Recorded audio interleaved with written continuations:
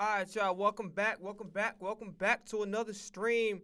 So, this your boy Bruce Leroy once again, bringing y'all. You know what I'm saying? Some more. So, like I told y'all yesterday, we're gonna continue the conversation about what's going on with Baby Osama. Once again, prayers out for her in the situation. I'm happy that the fans kicked in. You know what I'm saying? To help her out anyway. And she, you know what I'm saying? So I'm happy. I'm happy that things are looking a little better for her. You know what I'm saying? Um, so we'll talk about that. We'll talk about like the Rolling Loud shit, and then basically the state of the music. Why is music the way it is today? We're gonna finish that discussion. I'm behind as fuck on Eagles news.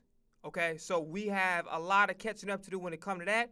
And then we may not be able to react to all of Drake's albums. What's most likely going to happen is we going to react to what you call it?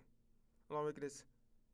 We're gonna react to his main Iceman album, and then I think Saturday, cause Friday I gotta work and shit. Saturday we gonna react to the last two albums, and Sunday I might catch up on some Carmela's Cameron Suzanne videos. You feel me? For those who don't know, she a music commentator, one of my favorites. Her and Sean C I fuck with. I don't agree with everything Sean C say, but you know what I'm saying. But so here's the thing. So I'm low-key glad that I didn't finish my music discussion today. So first off, before we get started, follow me on this Twitch. I'm Bruce Leroy BIH. Follow me on Twitter and Instagram at I am Bruce Leroy. Follow me on TikTok. It's Bruce Leroy BIH. So I told y'all yesterday that the music getting taken down. We not posting nothing else as far as no content or nothing outside of these long-ass streams of my YouTube and my Twitch. That's it. I'm not posting no clips. If I blow up off one of these motherfuckers, great. If I don't give a fuck. I know I'm a great content creator. I don't need nobody's fucking validation to prove that already, all right? I got the experience, you know what I'm saying? I got the clips, you feel me? But I'm not putting them shits out because, like, end of the day, I'm not doing this for people no more. I'm doing this for me. Now, granted, I ain't always giving up just yet, but right now, I'm a do me and just, do it like that. You feel me? And then whatever come out of that, come out of that. If we get big doing that, cool. If we don't get big, I don't personally don't give a fuck. You feel me? But look, moving forward. So getting back to the discussion. So this is what I did yesterday. So first and foremost, there was a discussion. I'm glad we didn't finish yesterday's music discussion. And the reason why is because a lot of people are trying to get at academics for the payola and shit. Like, oh yeah, you getting paid for people's promo or whatever. And it's like, if you've been following academics for a long time, you know what I'm saying, like I have, academics been told y'all this shit a long time ago. He been told y'all that labels pay him to go post they shit. He been said that. Now, he said that, like, when it comes to reviewing people's albums and speaking on it, he's going to maintain his integrity and be honest, but he been saying this shit. So I don't know why motherfuckers acting like this is expose. Is there really payola? This shit been going on. Like, y'all really talking about nothing. And here's the thing. And I'm not saying academics do all the right shit. There's some things that he did that I didn't like.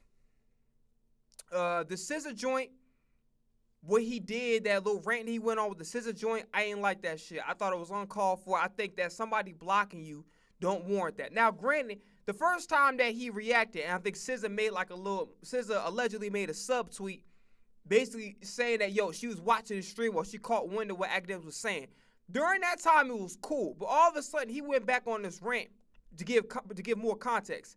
He went back on this rant. We talked about when he spun a block on Erykah Badu. And I'm going to tell you why it was a bad thing that he spun a block on Erykah Badu. This the reason. Number one, as a grown man, and sometimes we kind of let shit go, especially when we at work, whatever. So I get it. I've done it before. You know what I'm saying? Like, if you want to try to keep your income, sometimes you want to get at a motherfucker. But here's the thing. And this is what I had to learn as a grown-up. As a grown-up, you got to speak up for yourself. Especially as a grown-ass man, you cannot let people just disrespect you. And at the end of the day, when Erykah Badu came on that episode of Everyday Struggle, she disrespected academics. I would say, oh, it was a good fun, whatever. Yeah, for the niggas for everybody else except for academics. You know what I'm saying? And I felt bad for academics too because I'm like, this dude's really good at what he does. I think the Chirac shit he was wrong for, how he went about it. But I understand. It's like, he saw an opportunity. He wanted to try to make a name for himself. And he didn't do it in the most tasteful way, and I think he was a bit tone deaf to what was going on. He shouldn't have made his content in that manner. It wasn't about necessarily about him reporting on what was going on in Chicago. It was more or less about how he went about it. It was almost like he was making this shit like a comic book when real lives was lost. You know, this is a problem that, you know, not just in Chicago, just everywhere. You know, so in the poverty, gangs, and et cetera, et cetera. It's an issue. It's not going nowhere no time soon because everybody keeps circling around the main problem. And the main problem is, where are these funds going? Okay? Who is with these kids? Who's making sure these kids have the basic needs? Make sure these kids have food in the fridge. Make sure these kids have clean clothes. Make sure these kids have clothes in general.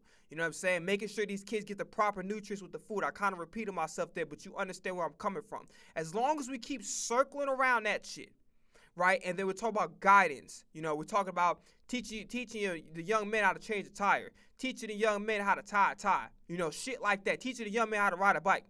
You know what I'm saying? Because some of these people don't have father figures. Some people don't have a mother. Some people don't have parents at all. They get raised by their grandparents. Some people are in foster homes. As long as we keep circling around the issue, which is a lack of opportunity, and also the kids are not having the basic necessities to survive, whether it be the proper role models in this house, whether it be the fathers being in the house, the mother, whatever the case may be, the children are lacking. So as long as we keep circling around that shit and not addressing what the root problem is, why gangs are created, why the gangs do what they do, essentially we're going to keep running into the same issue. Now, granted, it doesn't absolve the community from accountability, but in the same breath, as long as you keep circling around the issue of there's a lack of opportunities, you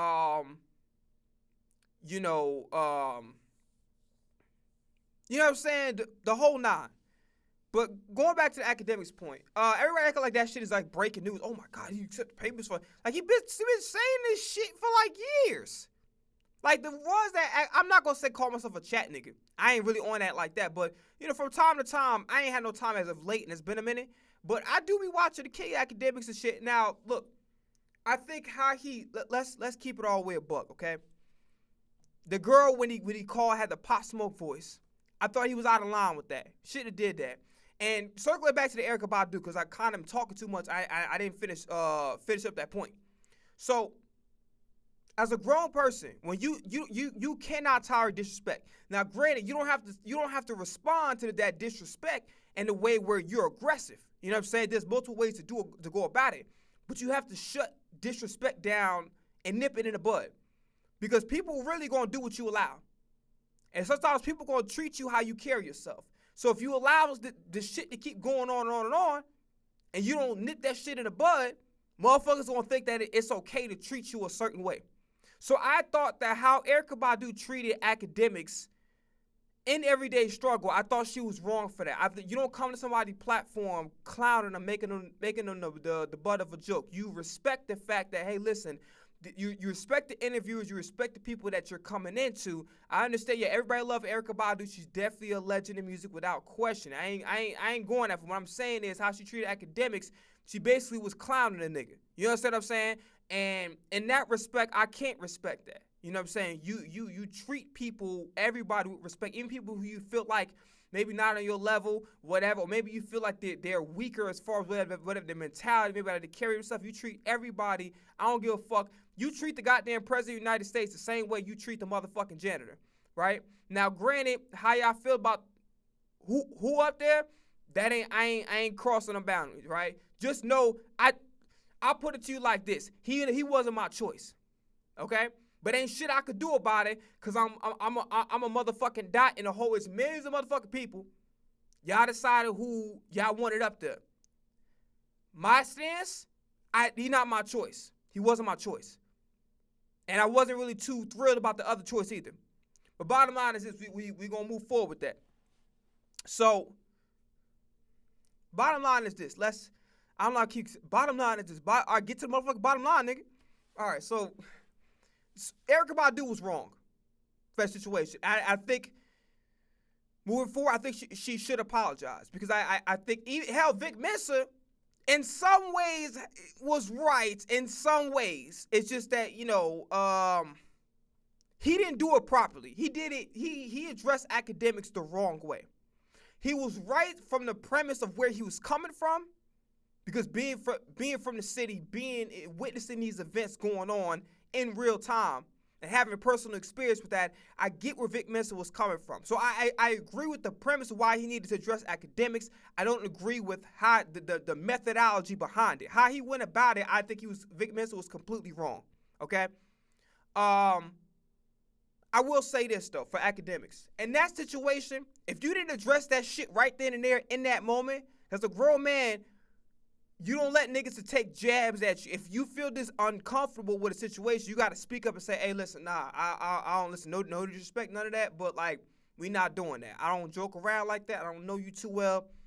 I'm not rolling like that. You feel what I'm saying? So, as a grown man, you got to go take charge of the situation and be like, yo, I'm not standing. Nah.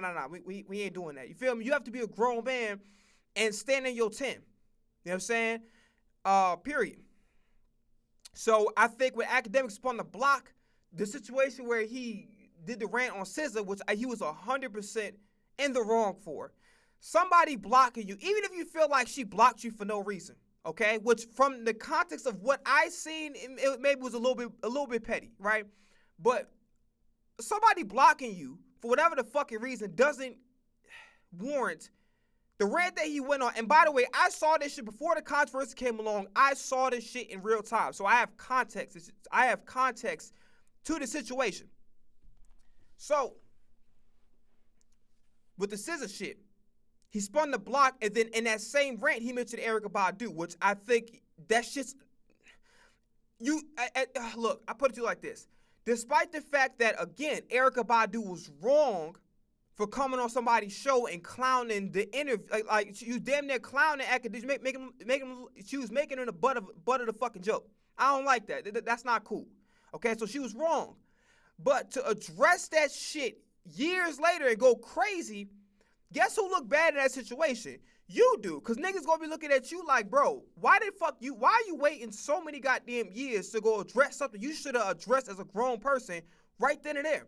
If she was disrespecting you, which in my opinion she was, you gotta nip that shit in the bud as a grown-ass man right then and there. You can't sit up there and goddamn wait until, no, you address that shit right then and there, or you gotta take your L and just move forward. But you bring it up again, the person who looks bad in the situation, even though, like I said before, Erykah Badu was wrong, the person who looks bad in the situation is academics. You understand what I'm saying? So, for him to circle back to some shit he should nipped in the bud right then and there at that moment, it didn't make any fucking sense. And then his reasoning was behind it. He was like, yo, I'm getting revenge, whatever. It's like, nah, it don't work like that. Like, as a grown person, if you took an L and you didn't speak up for yourself and you didn't do what you're supposed to as a grown man and stood in your tent like, hey, I don't do that. Nah, I don't do the joke shit. Like, nah, like, no, you know, at the end of the day, whatever the case may be, the joke and shit, I ain't with that. You know what I'm saying? You be a man, you stand in your tent, and you speak up for yourself. You missed that moment, so you have to take the L. So in this situation, not trying to go into too much detail, he was very disrespectful to SZA. Very disrespectful. And as somebody who was an academics fan, and this is why I fuck with academics, okay? Even though, like I said, and then the Black Boy Mac situation, if you know, you know, I ain't getting into the details of that. If you know, I ain't gonna lie to you. In that situation, I was this close to never watching this platform ever again. Because there's some shit he did that I kind of overlooked. I ain't like how he was hanging with them fresh and fit niggas. They ain't about nothing. You know what I'm saying? Like, you gotta hang with niggas that have substance. You gotta hang with niggas that are actually going somewhere in their life. And not just about the money shit. It ain't about that. It's about they got their heads screwed on tight and they God-fearing and they, you know, I ain't saying perfect because I ain't perfect. You know what I'm saying? But at the same time, they gotta have a good head on their shoulders and they gotta be about something. They gotta be about substance. You feel what I'm saying? You hang around too many knuckleheads too long and you start becoming a knucklehead. You understand what I'm saying? So bottom line is this, but he a grown-ass man, hang out whoever the fuck he want to hang out with. But to be honest with you, like, you got to understand the company you keep, you are the company you keep. So if you hang around knuckleheads, you're going to be a knucklehead. You understand what I'm saying? So I fuck with academics personally because he gives out free game. I'm talking about shit that you got niggas put behind a paywall. Motherfuckers whose whole brand is about music education, don't even fucking give you this information. I could count the only motherfuckers who give you game. I'll keep it real. Ray Daniels give you free game. Everything. 50 Cent give you free game. Cameron from time to time give you game. Russ give you game. Who the fuck else? Russ give you game. Trying to figure out who else give you game. Lil Russell be giving game. Goddamn. I go on and on, but you get my point. But Academics gave free game. That shit that he did with the Summer Walker shit when she got the G-Wagon, that shit changed my whole perspective as a musician. And like, when he really broke the shit down, the royalty rates and everything, that was one of the best fucking videos that I've ever seen in my entire life. Like, bar none, it don't matter what type of genre, what type, whatever, that was one of the best I've ever seen. You know what I'm saying? So, I value Academics because, number one, I gotta keep it real. He's funny. He's funny. He's a very intelligent dude. He goes in depth. He's consistent with his content. And he actually cares about the up-and-coming artists because he gives out information that motherfuckers put behind a paywall. That's why I fuck with Academics, and that's why I like Academics. Now, the Blackboard Max shit, like, when I talk about, like, at the end of the day, I ain't trying to count nobody's sins because somebody can go and count my sins. You know what I'm saying? So I'm not perfect by any stretch of the imagination, and I don't expect nobody else to be. But it's some certain shit that you should never fucking do in your life. That Blackboard Max shit, no motherfucking grown-ass person, man or female, should ever do some shit like that. Ever. That is a fucking, like, we talk about, let's put it like this. Grape, PDF, we talk about the nose, harassment, you know what I'm saying? I can go further, but you understand what I'm coming from. That's a fucking no.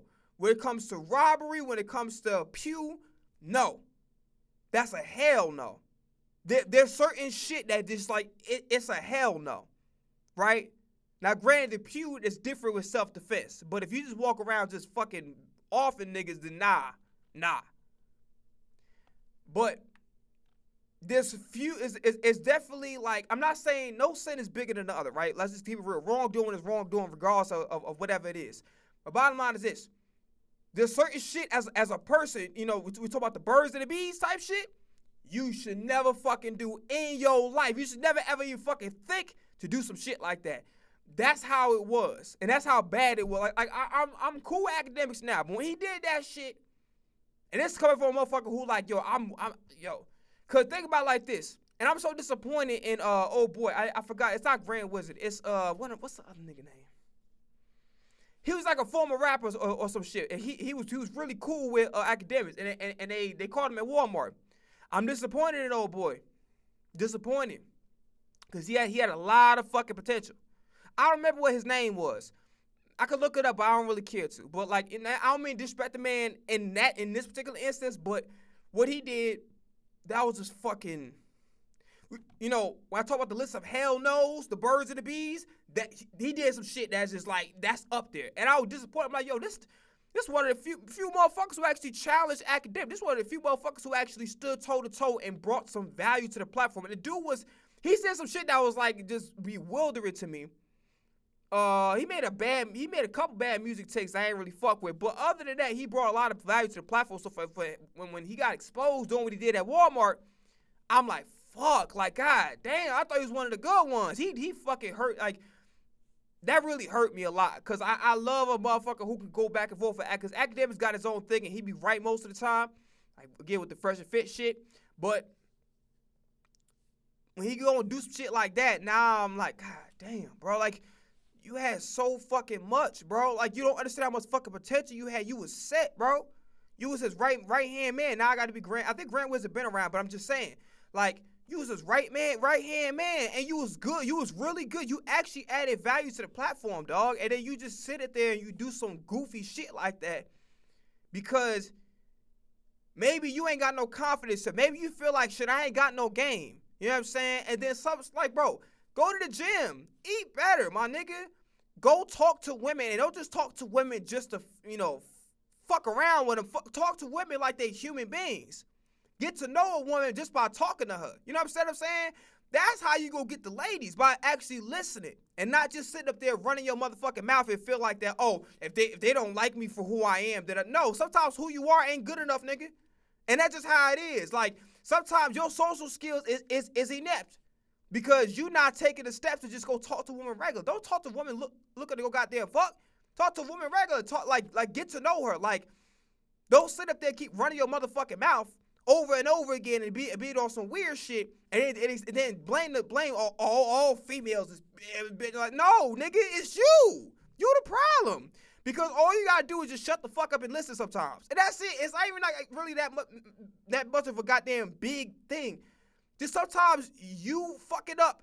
You not do what you're supposed to do when it comes to social skills. You're not reading social cues because you not outside. Just talk to people. I swear to God. That's like, if you want to become better at like have a game or whatever, just talk to motherfuckers. That's it. Just talk to motherfuckers and self-improvement. Work on your diet so that your face to get clear. I know I'm a bad example, right? But, you know, I've been struggling. But bottom line is, I ain't here to fucking feel sorry for you. We ain't here for that. But bottom line is like, yo, get your ass to the gym, clean up your motherfucking diet, drink more water. You know what I'm saying? Stop eating meat a bunch of times. Go literally like 80% of your diet, 90% of your diet got to be also vegetarian shit. So like eggs, you know, that's not really, but you know what I'm saying? Like shit that's like not meat related, like no beef, no pork, none of that shit. Clean up your diet, work out, go outside and go talk to people. Not just because you want something from them. That goes for anybody. Don't go for women.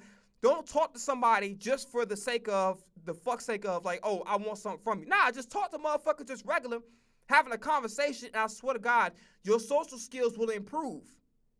But if you want to sit up there and just do bullshit and fuckery, and then you mad at the women, like, no, it's you, nigga. You ain't got no game because you talk too motherfucking much. And then you up here in your room like, oh, these bitches, man. Fuck all these hoes ain't shit. No, fuck you.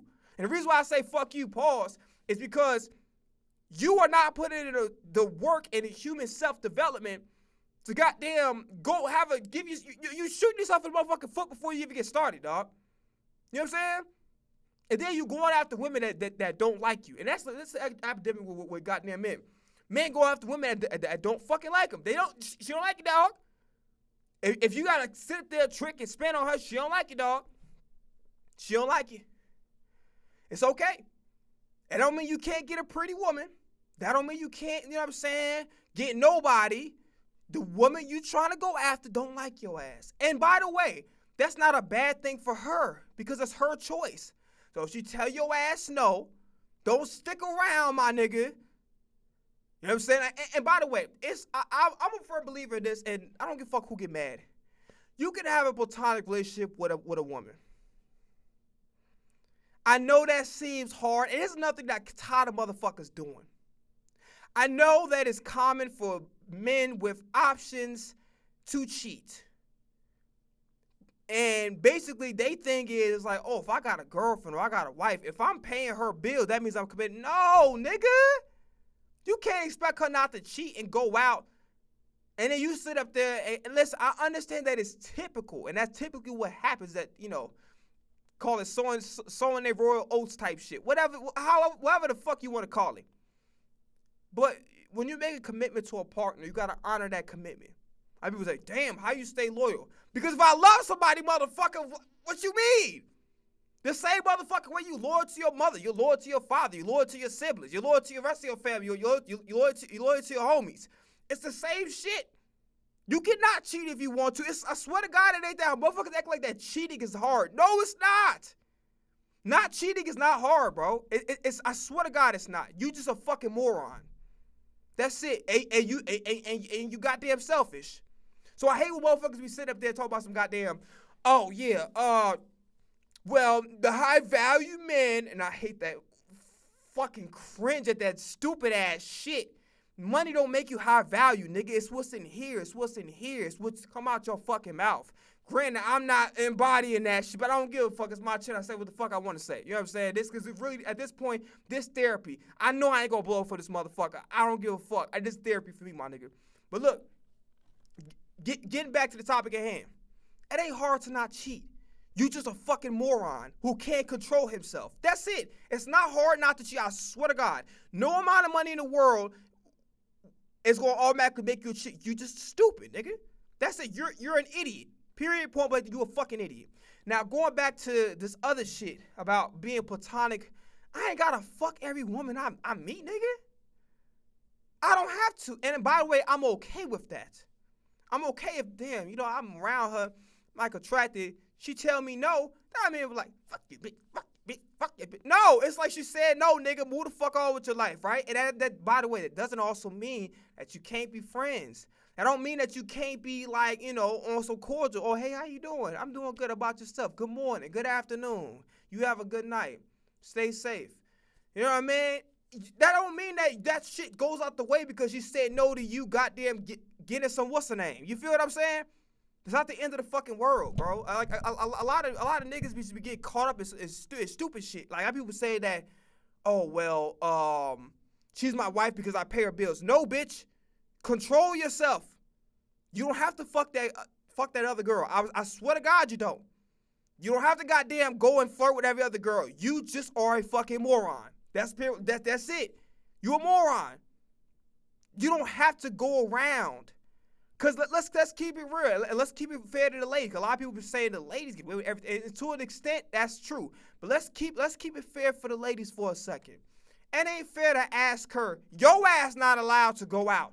Because I know for a fact, if you cheat, you don't love me. But if I cheat, I still love you because I pay the bills. No, bitch. It's not how it works. And it's not fair to the ladies. So you get to fuck around with whoever. And because you pay the bills, she got to be okay with that. And that's not fair to her. I never thought that shit. I don't know why motherfucking some red pill talking points be on that dumb shit. Yes, it's very typical for people, for men who got options and got the bread, whatever. But that doesn't necessarily mean that you can't be committed. You just a fucking idiot. And you're selfish. Not only you stupid, you're selfish. You only think about your wants, your needs, and that's it. You don't give a fuck about your woman. Matter of fact, let's keep it as always stacked.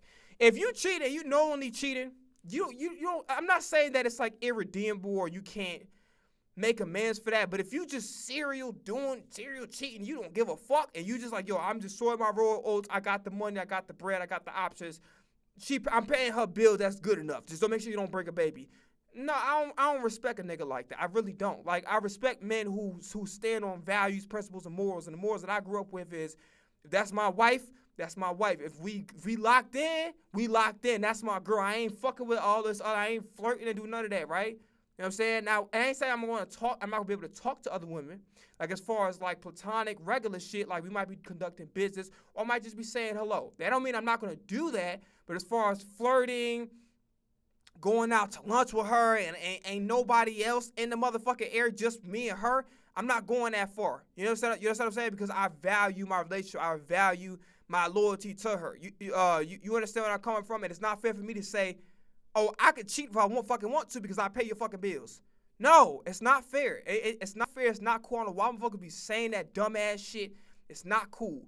Be loyal. If you say, yo, that's my girlfriend or that's my wife. And now, there are instances where y'all could talk amongst each other. And y'all be like, yeah, I kind of want to step out. You know what I'm saying? If you want to step out, that's cool, but this kind of what I want to do. And you up front and she cool with it, that's y'all business. But if you're cheating on her and she didn't approve of you stepping out, you're wrong. I don't give a fuck who don't like what I said. You're wrong, bro. Straight up. If you robbing her of her option to say yes or no, you're wrong. He said, baby, listen, I ain't gonna lie to you. I like to step out and want to do some exploring. You okay with that?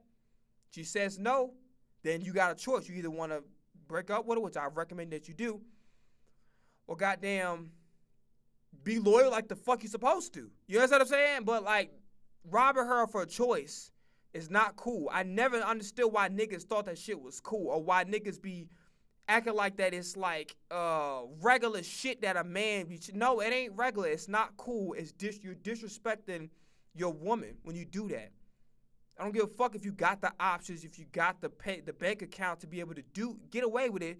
You are not. That's not cool to be sitting up there fucking around with other women and say that you love them. You don't love her enough. You feel what I'm saying? Now, academics I'm okay with, but like I say, did some shit that I kind of had to look at them sideways, and it kind of took me a little bit of a while, especially with the Black Boy Mac shit. It kind of be like, okay, cool. You know, I could kind of move past it, but there's part of me that feel like I shouldn't, but I'm going to. Okay? So going back to the academics, just wrapping that up, and then going back to the music discussion, and we have to go look at some shit for the what's the name? Wrapping it up, that academics point before I get back to the music. Wrapping it up. Let me get some water real quick. Now I'm talking for a long ass time. God damn. I said it's gonna be 30 minutes. No, the fuck it ain't.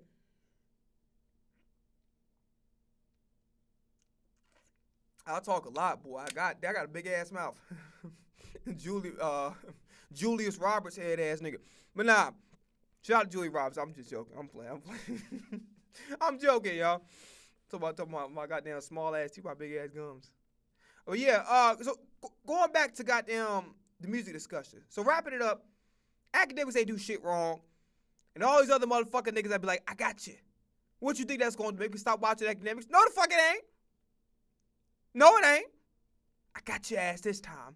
I couldn't get you with the fucking allegation that you had because it was proved not guilty. I get you with this one. I got your ass, act. Here's the thing, and I'll wrap this sentence by saying this up. People are too fucking. Here's the problem with academics haters, and I'll even say Drake haters. Drake haters and academics haters don't know how to mind they fucking business, and they think that their dislike for academics or their dislike for Drake has to be universal.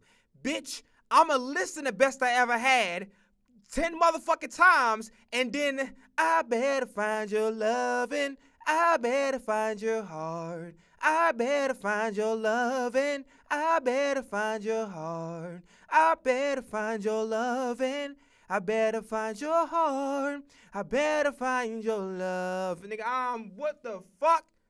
I'm blasting that shit. Jumbotron shit popping. I'm gonna ask for the first time. Nigga, I'm back. What you talking about, nigga? Speak for your motherfucking self. You got some shit that the people look for but can't find. Whoa. Nigga, I'm listening to that shit. I get lonely too.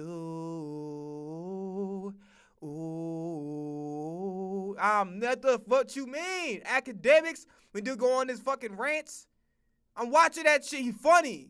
Academics is funny. You don't like him, that's cool. But like the problem with Drake haters and academics haters, and this fucking kill me the most.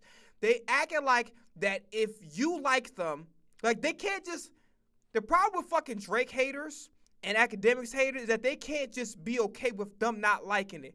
They have to shame everybody else for liking. No, bitch. It's called the fucking opinion. You have a right to not watch the content. You have a right to have a disdain for the content. You don't have a fucking right to tell me what content I'm allowed to view, what music I'm allowed to listen to, bitch. Mind your motherfucking business. And academics haters and fucking Drake haters, they don't know how to mind their fucking business. I don't have to dislike Drake because you dislike Drake. I don't have to dislike academics because you dislike him. Whatever your reasons are, that is fine. But people act like that is a moral fucking obligation that because they don't like him, that you have to not like him. Bitch, academics, they got me feeling like I'm academics. Okay, ride wave, I'm wearing whatever his goddamn motherfucking intro is, Drake shit. Teach me, baby. I'm already fucking up. By the way, Janice, shut the fuck up. That is a hit. You feel me? As soon as I heard that motherfucker, I didn't even peep that people liked the song. No Kia, I wasn't feeling, but that was a hit. And I like the CN Towers off the Party Next Door joint. That was my favorite song on the album. You know what I'm saying? I fuck with Drake. I like Drake. Okay, I don't think he does everything right. I don't think I do everything right. You know what I'm saying? Some shit they did. I'm like, he could have moved in a different direction. But that's everybody, and that includes myself. I'm in that picture. I've done some shit. I'm like, damn, why'd you do that? Like that was foul as fuck. We human. We all make mistakes. But realistically, you will never make me dislike Drake or academics. If they wrong, they wrong. I'm gonna say it. I don't give a fuck. But you'll never make me dislike them. Drake is, in my opinion, is the best rapper in the world. It's my opinion. I don't give a fuck what you don't like. I don't give a fuck if you got a ghostwriter or not. Drake is my favorite rapper. We talk about the modern age, he's my favorite rapper. I'm sorry. Now, he's not my favorite rapper of all time, but I would say if I had to list my favorite rappers, he's definitely like my top 3 to 5. You feel what I'm saying? I love Drake. Drake is the fucking GOAT. We gotta get that man his respect. Been dominant since 2008. Sorry. You'll never make me hate Drake music. You'll never make me hate Drake. I'm sorry. I like the guy is good. You'll never make me hate Chris Brown. Now here's the thing, right? Chris Brown definitely should have moved in a different direction with the Rihanna shit. Even though the situation wasn't entirely on him, but he should have moved differently. And I think he could have moved differently in certain other aspects. I feel like that he kind of like maybe crashed out a little bit too many times when he didn't have to. But you'll never make me hate Chris Brown. I'm so sorry. You won't make me hate him. I'm sorry. The guy is one of the most talented people. I see why people are trying to compare him to Michael Jackson, even though he isn't. But I understand the comparison. To me, Chris Brown and Michael Jackson is Kobe Bryant and Michael Jordan. Michael Jordan will always be better than Kobe Bryant. Right? You can't necessarily be better than somebody you took the template off of. And I do think Michael Jackson's discography aged a bit better, but I don't. Chris Brown is my opinion the greatest male R&B artist of all time. And yes, I'm putting him over R. Kelly. Yes, and obviously whatever R. Kelly did aside, because he definitely was wrong for that. I'm not condoning those actions. We're talking about the music itself. R. Kelly is one of the GOATs, but I'm not putting him over Chris Brown. I'm sorry. And I'm definitely not putting Usher over Chris Brown. And yes, I've grown to like Usher's music just listening to his past catalog. And the First Confessions is severely fucking underrated. I love it. Like, the First Confessions, severely underrated. So Usher, I'm giving him his flowers, pause. But to me, Chris Brown's the greatest R&B artist of all time, as from the male side. That's just my opinion. I don't give a fuck who don't like it, whatever, don't care, right?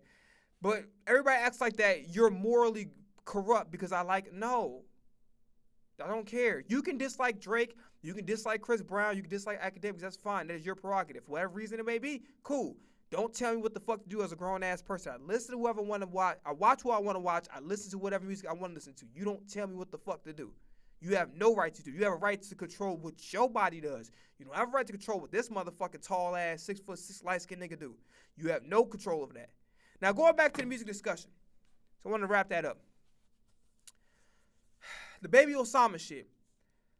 I love her music, once again, like I stated yesterday. But her music is not good in a traditional sense, which means is as far as the singing, hitting certain notes, songwriting, song structure, adhering to song structure, she bends the rules quite a lot. Me, I don't give a fuck because I enjoyed the music. I have an ear for it, so I understand her vision. I know what she's going for. But in a traditional sense, her music isn't good. Like, as far as like songwriting, song structure, staying on topic, being consistent, storytelling, she's lacking in those areas. Singing notes, right? And then memorizing your lyrics. And this is something that's kind of been a problem with the underground, is the underground, and not everybody, but the underground needs to do better when it comes to honoring their craft. And what I mean by is this: don't just do random shit for the fuck's sake of doing random shit. And this is what I noticed that this generation is doing a lot now when it comes to the artists, and this is why part of the artist's fault is that it's so fucking hard to get on because it's oversaturated. So I understand the thinking, okay? The thinking is this: I gotta be so fucking different in order for me to get on. So I'm trying to get on. So yeah, I'm gonna be okay with people calling me trash and people saying I suck ass at music.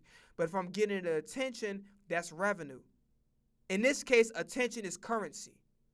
So even though, yeah, I'm willing to risk motherfuckers calling me ass because I want to get on that bad, because I have to be different. And if different means, goddamn, this nigga's so fucking horrible that that's kind of your gateway to get into it. And then sometimes you're gonna look at motherfuckers and be like, damn, like, shit, like, you know what I'm saying? Like Netspin, for instance, I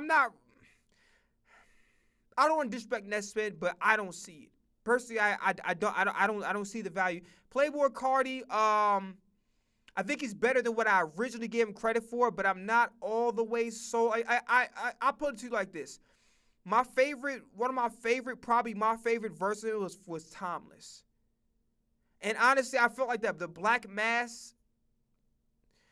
What helped me understand Playboi Carti a little bit more, and whether you like his music or not, you can't disrespect the guy's influence and the impact he has on this game. He's definitely one of the greatest out there. He's a superstar. Whether you like his music or not, doesn't matter. Yeat took me a while, but when I realized Yeat's being intentional, and then I started listening to some of the songs like Big Tonka, that beginning shit, but like, pull us up, suck us up, and then that bell, like, this song is already turned and there's a bell, ding. And then I like, what's that other joint that he had? So, my money, I want motherfucking money. I think it's called Schmuck or some shit like that. I hated the mix. Some of Yeat's mixes be fucking terrible. I'm like, dog, you got too much motherfucking bread to be having bad mixes like that, dog. Like, the Schmuck is not, the mix ain't good. I think that's what it's called. No, the name of the song is Split. Split. I don't know why I said like the split. It's like I'm doing at a split. Yeah. You know what I'm saying? I feel like I'm doing fucking ad-libs and shit. But yeah, the name of the song is Split. I didn't like the mix on that one, but I still love the song, so I don't give a fuck. It's like, okay, cool. I think Schmuck is the one he did with YoungBoy, if I'm not mistaken, which I like that song too. But Yeat, I understood that everything he's a very intelligent guy, and everything he's doing is actually intentional. It took me a while to understand YoungBoy, but now I understand. YoungBoy come from the struggle.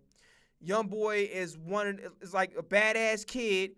Who you think? Oh, he's a badass kid, but really he has a good heart. He just been through a lot of shit. So I started to understand YoungBoy. Kodak. It took me a while to understand him, but I realized, he from Florida. He represents the culture. And he's very versatile, and he's a very intelligent guy. He's going to come off like, damn, he might be whatever. But no, he's actually an extremely intelligent dude, very self-aware guy. And his music reflects that. He's very versatile. And I started listening to some of his decals. I'm like, damn, why don't he put this out? But he got something that worked for him. You know what I'm saying? And you can't knock the guy. You know what I'm saying? I'm not crazy to Kodak music, but I get why Kodak is where he's at. You know what I'm saying? But the problem with the underground is a few things, and I'm going to tie this into Baby Osama. Number one, memorize your fucking lyrics. If you're not singing, if you're not dancing, you're not requiring anything that requires extreme breath control. If you can't dance like motherfucking Sierra Janet Jackson, and you're not hitting any fucking notes, singing like fucking Lauryn Hill or some shit, or Missy Elliott, no. No, you need to memorize your fucking lyrics. Now, it's okay to have some ad-libs, to get backtrack so you can kind of catch your breath sometimes. I respect that, but you need to memorize your lyrics. Especially if you just rapping, you need to memorize your lyrics. So I think one thing with the underground, what they need to start doing, start studying song structure. And then writing music, and the concept of writing music is part of the reason why the generation is cooked. Because the quick and easy shit kind of get on. And again, like I said yesterday, part of this is on the fans. Because like I said, you put your money where your mouth is. If you want substance, if you want detail, you want great writing, you're going to put your money where your mouth is. You're not putting your money where your mouth is. You're just talking and then get mad at the new generation. But your consumer demand will dictate where the labels put their stock into. So if you want balance, like I said yesterday, when you had Common, you had Musiq Soulchild, you had Angie Stone, you had Alicia Keys, you had a bunch of different shit. You had like your little ignorant shit. Then you had your little, ringtones going down, meet me in the mall. Then you got your nice little cool R&B to like, get it, shawty, you know what I'm saying? They be like, just a kiss. Like, sometimes love comes around and then knocks you down, and it get back up when it knocks you down. Then you had Halo. It was so much different shit. And then some rock song that caught your attention. The Jesse McCartney shit. The Baby with Justin Bieber, even though that was like had mixed reviews. I still love that song. I don't give a fuck what nobody say. But you had a little bit of everything. Your money and your attention will aid into having a better music ecosystem.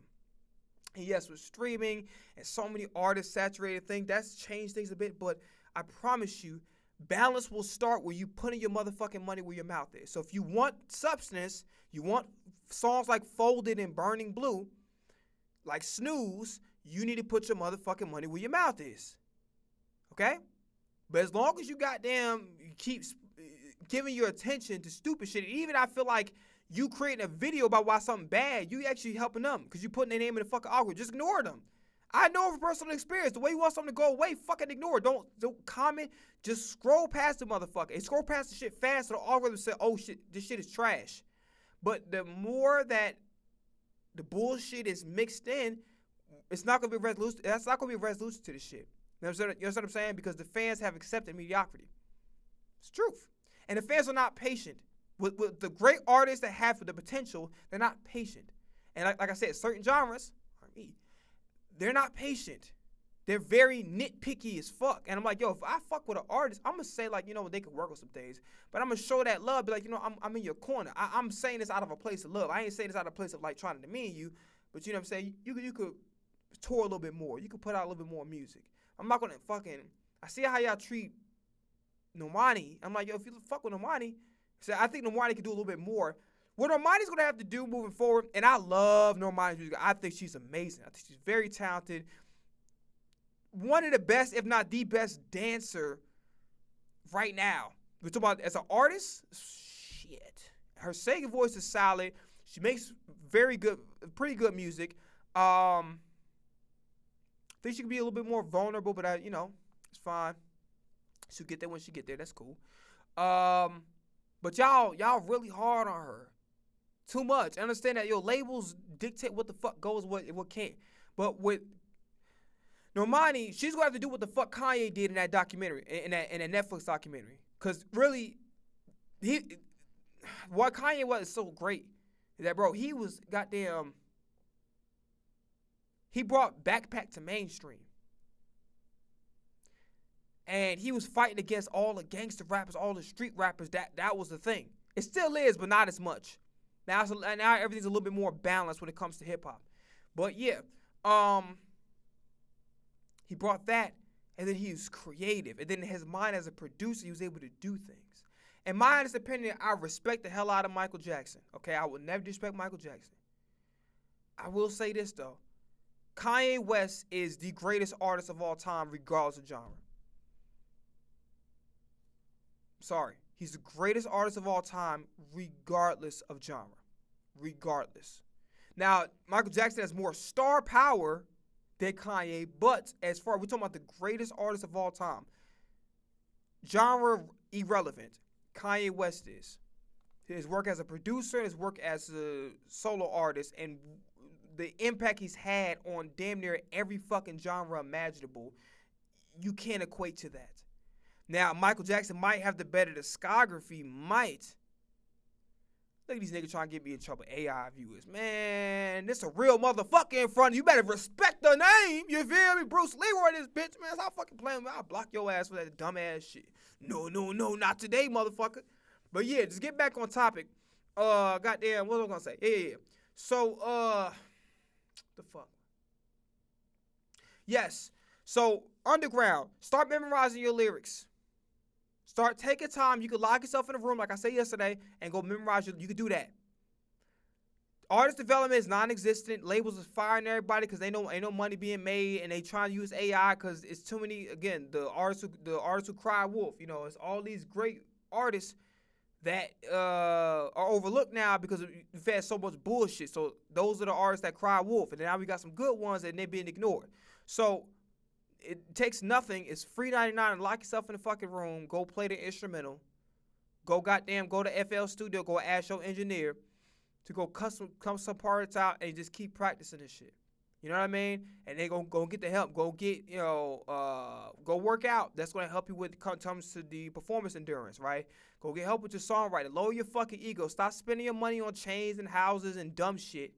And tricking on the women buying them Birkins and shit. Start spending that money towards your development. Okay? Start spending that money towards hitting up the OGs. Hey, listen, I really need help in this department. And the fact that you paying them money and you humble enough to come to them when most people probably won't even do that, it's gonna speak volumes. So you got to hit it. You got to hit up the OGs. Some of them might be a little bit too rugged for me. Say because you gonna have to talk to me with goddamn respect. You're not gonna goddamn just talk down on me because you got experience. I ain't rolling like that. You feel me? But yeah, contact the OGs. Spend that money on a Sean Bankhead. Spend that money with a Troy Taylor. Spend that money with a Ray. You know what I'm saying? Go spend your money with people that's actually going to challenge you. Okay? Yeah, you got to spend your money, bro. And you have to go out your way to look for a Sean Bankhead, to look for all those people that I just mentioned, right? And then go contact your nigga, go talk to Kehlani. Kehlani can fucking write songs. Go talk to Mariah the Scientist. She can write songs. Go talk to SZA. You know what I'm saying? She can write. Go talk to Summer Walker. She can write songs. Go talk to goddamn Mariah Carey. Go hit up Mariah Carey on the low. Hey, listen, I know you don't make public appearances, but be humble about it. Go ask. You never know. Go hit up Jay-Z. Go hit up Beyonce. If they might respond, if they fuck with you, they might help you, bro. You don't know. When it comes to transition into different eras, go hit up Rihanna. Rihanna is the master. Like, you know how Mayweather is with the Philly shell? When it comes to transitioning eras in albums, Rihanna is the greatest of all time. Rihanna's the GOAT. When it comes to properly evolving over time, there is no better example of that as an artist, genre relevant. And maybe you could even say Taylor Swift. But I for me personally, because of how difficult and the risks that she took, by the way, shout out to her label, her team. You know what I'm saying? It's a group effort. But I have to give it to Rihanna. I asked Rihanna, how was you able to successfully also hit up goddamn A$AP Rocky? You know what I'm saying? So he don't feel like you just trying to hit on this girl. Go hit up A$AP Rocky. You know what I'm saying? And also respect that they got kids too. That's another spot. Yo, A$AP Rocky, bro. Like, you kind of you did your rap shit, but you also transitioned to like the psychedelic shit, and you kind of pushed the genre forward. How was you able to go into that transition? How did that work? Go ask him. And from what I've seen, A$AP a cool ass dude. Go ask him. You know what I'm saying? But you're not asking. You just kind of thinking that because you blew up and you got some social media clout, you know every motherfucking thing, then you going to stay where you're at. And that's where the artists have to be self-accountable and self-aware as to what level that they're at. Because everybody wants Adele's success. Everybody wants Taylor Swift, Drake's success, Kendrick's Cole's success, where you're selling out arenas, stadiums, you're doing what Travis is doing and shit. You know what I'm saying? But in order to do that, you have to work on your craft. You got to learn how to make songs. You got to understand song structure. You got to be able to make universal records. You don't have to curse in that record. Sometimes you can do a record and goddamn, it's just so different and it's no curse, so everybody go listen to it. Not every goddamn song got to have a curse word in there. Sometimes learn how to make your songs good, learn how to write. Sharpen your goddamn pen. Go contact Alicia Keys, nigga. Talk to Alicia Keys, bro. What we doing? Alicia, who hits up Alicia Keys and go talk to her nowadays? Go talk to Alicia Keys, nigga. Talk about how to write songs. Go hit up her. You know what I'm saying? Go talk to these people, bro. Go ask anybody, whether you get a response or not. And it was a great interview, I think, between Issa Rae, I think it was Kevin Hart, and she was asking Kevin Hart. Regardless of the hate, I fuck with Kevin Hart. I love him. He said, you ever got knocked out? Chance Watch was like, all right. What we doing today? Ain't nobody make me hate Kevin Hart. You know what I'm saying? I fuck with Kevin Hart. But yeah. So Issa Rae was asked, he was like, damn, you contact, he said everybody. He said, no, everybody. And that's the difference between the motherfuckers who get the Taylor Swift opportunities. And maybe you won't, because colorism does exist. Race, the racism does exist. It does exist, okay? But if you're not fucking trying, because you niggas not trying, you're not being accountable for where you're at. You just thinking that, oh shit, I got success. If it ain't broken, don't fix it. No. Success gives you a fucking grace period. It doesn't mean that you got everything fucking together. You got to be honest with yourself. You got to sit your ass down. Sit yourself fucking down. Don't wait till your motherfucking manager do it. Don't wait till somebody else tell you about it. Go sit your motherfucking self down and be honest with yourself. What do you do really well? What are some things you need to work on? The things you need to work on, go get the fucking help. And be humble about it. And be open. And maybe you won't take everybody's advice, because some advice don't apply to you. But just be open, bro. Damn, hate up Ciara. Ciara, when it comes to people doubting her, and I could resonate with that too. People doubting her. People tell her that she's not good enough, and really shitting on her, and then talk about, oh yeah, she what's her name? Just disrespecting the hell out of her. Mind you, her spirit is always, she always had to seem like she had a good spirit. You know what I'm saying? She also would another shout out to Russell Wilson as well. But yeah, like, she seemed like she come off like she's a decent, solid human being, and all she was doing was just being disrespected left and right. Oh, Ciara can't sing. You know what I'm saying? Just disrespected left and motherfucking right. People, Adele don't bother no motherfucking body. Is she a real one too? You know what I'm saying? I love Adele. My music, I wasn't necessarily into, but I gave her a chance to listen to every goddamn album she put out. Most likely, on the strength of that, the next shit she put out, which I don't know when that's gonna happen, I might go ahead and go goddamn listen to it just off the strength that I gave her the respect of listening to all. I listened to all her albums, beginning to end.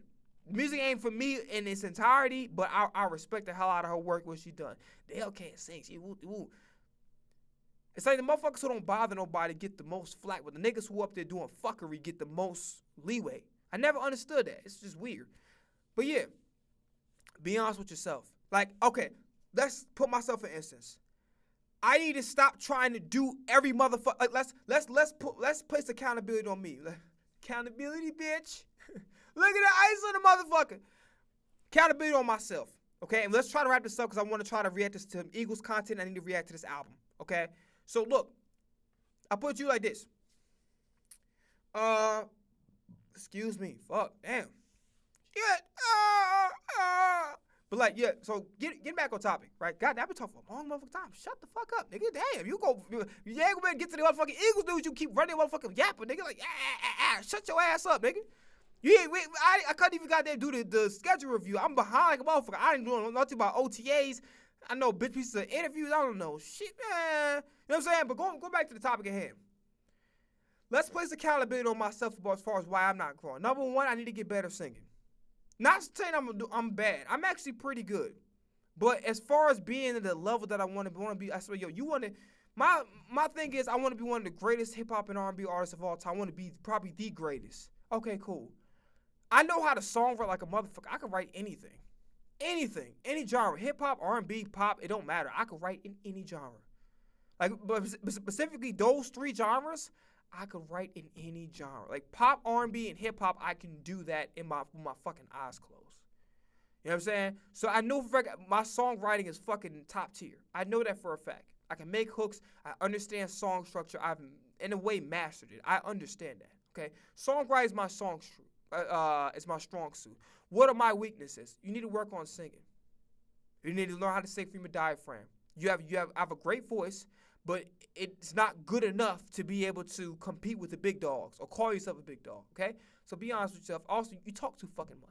Right? What I'm doing right now, this ain't helping the motherfucking voice. This is destroying this shit. This gonna give me fucking vocal nodes or whatever and polyps and all that kind of shit. So what I'm doing right now, it ain't helping.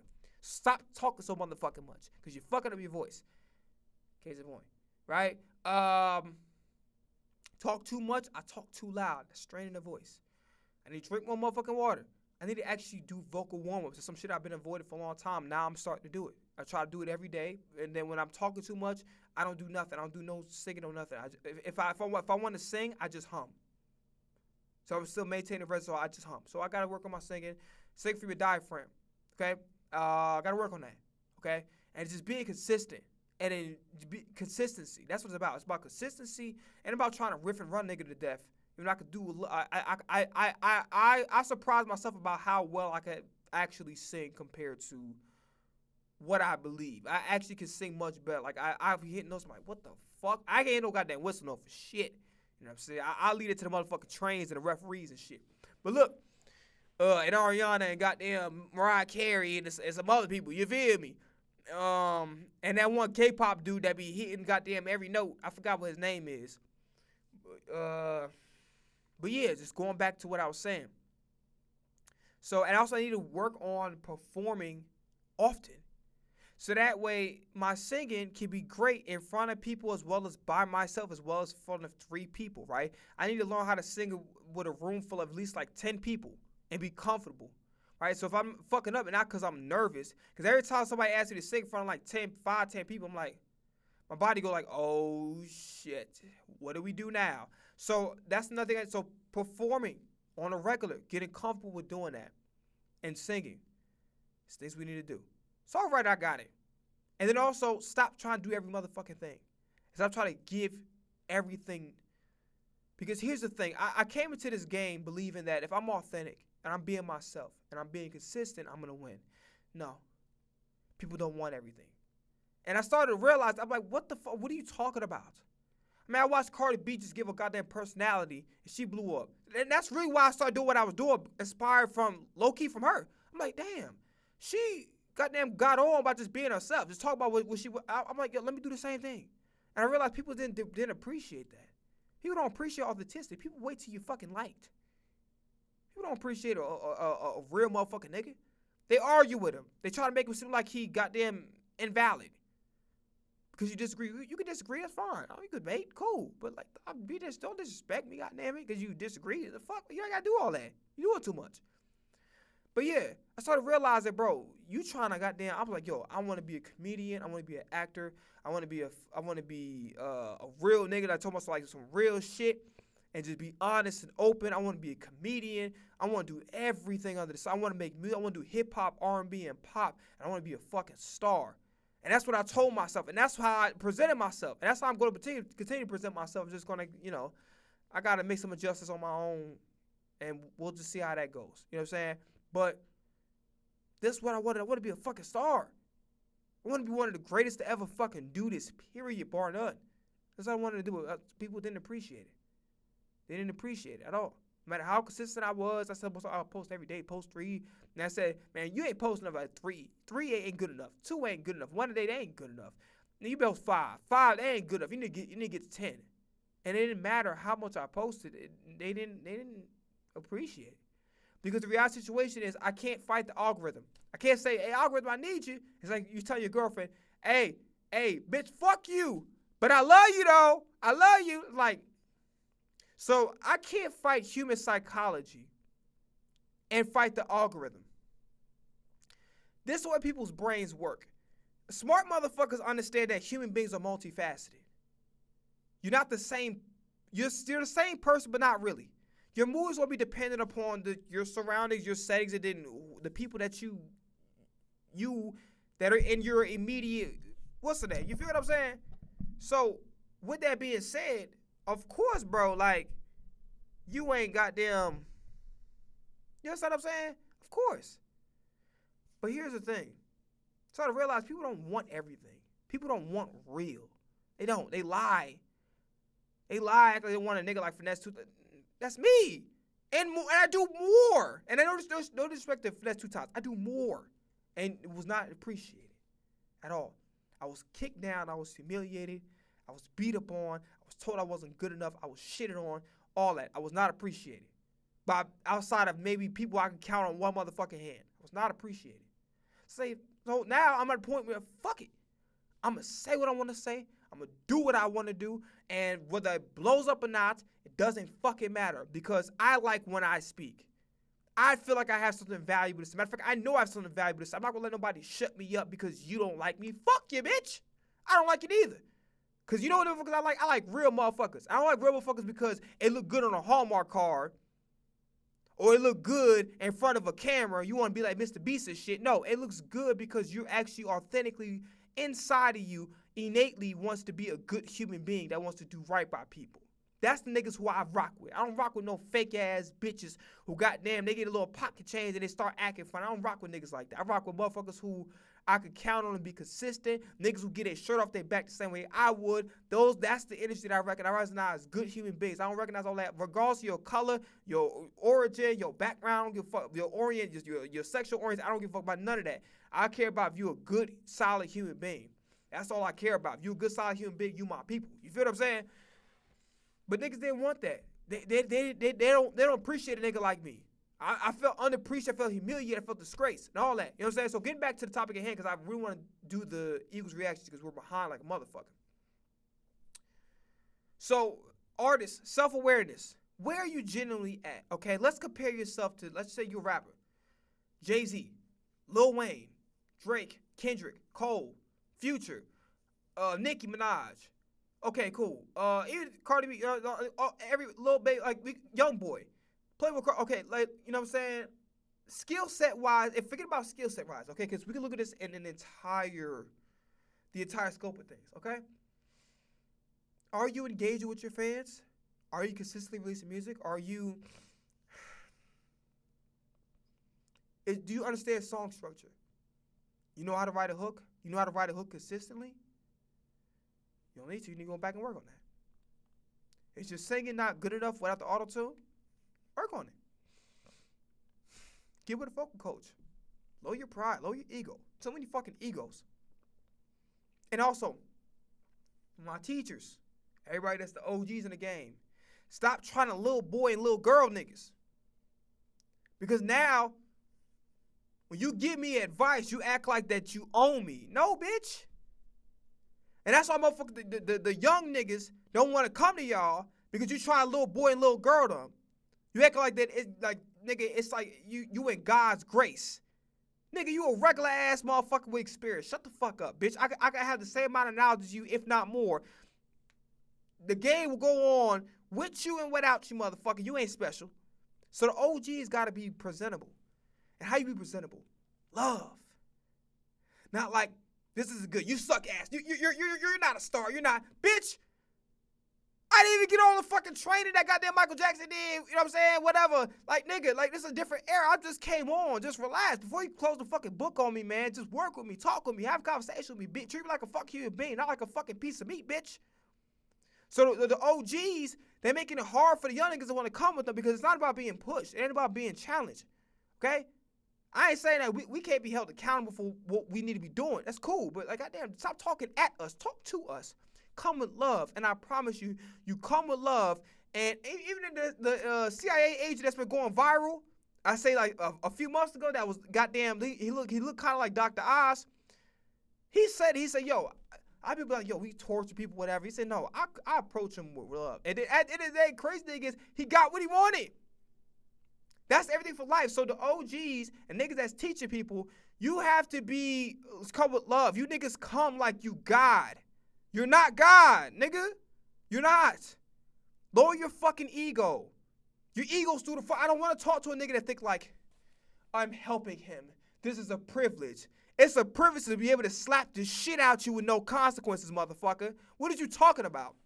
Like, so many of these old niggas got these fucking egos through the fucking roof, and yes, you accomplish great things. But you are not without fault, and you're not right about everything you say. I'm so sorry. And sometimes your approach is off. And that's why nigga don't feel like comfortable coming to you, because it's not a collaboration. You trying to little boy me because I happen to need your help. You ain't supposed to help him out. It's not, I don't want to help motherfucker. Instead of me motherfucker giving somebody money, be like, you know you need to get another job. Get another job. Okay? But how many hours did you work? Did you work 40 or 25? Oh, can't do it. But you are my friend, so why not? Psych ass, you don't take no fucking handouts. Why would I want something like that? Bitch, take the money and shove it up your fucking ass. Shove it up your ass, bitch. Like, I don't, fuck you, nigga. You look at I don't fucking take this wallet and hit you upside the fucking head with it. Stop coming to the young niggas like that. Stop coming to the young niggas in no type of way and thinking that, and then this is how the industry narrative goes. They get disrespectful. They start talking to you kind of crazy. You respond. Guess who the bad guy in the situation? Not them who disrespected you, because they got pulled in the industry. So they gonna side with them and then make you feel like the bad. Oh, they're hard to do. That's the key words. Hard to work with. No translation. I'm standing up for myself. He's difficult. No, I'm speaking up for myself. When I don't like something or I disagree, I'm going to speak up for myself. I'm being an adult. Hard to work with. Difficult. These are the fucking labels that they put on you, not because you did anything wrong. Some of you niggas don't be listening to criticism at all. Even when it's purely objective, not even out of hate, just pure criticism. You niggas don't be listening. But you OG niggas be disrespectful as fuck. And I was a recipient of that because I know firsthand. I'm not allergic to criticism. I love criticism. I love trying to get better. But I refuse to let a nigga just disrespect me off rip. You ain't doing that, bitch. You know what I'm saying? You ain't doing that shit. You feel what I'm saying? So, the older niggas, stop being assholes. That's why the young niggas don't want to come to you. Stop treating us like a fucking little kid. Like you are a goddamn stepdaddy or stepmother and shit. No. You ain't got to be that. Just be nice and respectful. And I promise you, if a nigga who really on this shit and really care, they're going to do everything you ask them to do and more. They're going to go above and beyond because of how much you welcome to with open arms. If you go like this, you're going to get this back. If you go like, you're going to get this. And then I'm going to walk away. You lucky I don't fucking reach across and go smack the shit out you for talking crazy to me. Your OGs need to learn how to come to the young niggas better. Like I said before, I said the goddamn respecting the elder shit is the biggest lie we've been told. The biggest fucking lie we've been told. It's basically a license for, and I'm not saying you should respect, you should, but they have to be respectful too. It go both motherfucking ways. It don't go one way. And a lot of old niggas be trying to, and they did it, some of the R&B divas, they did that shit back in the day.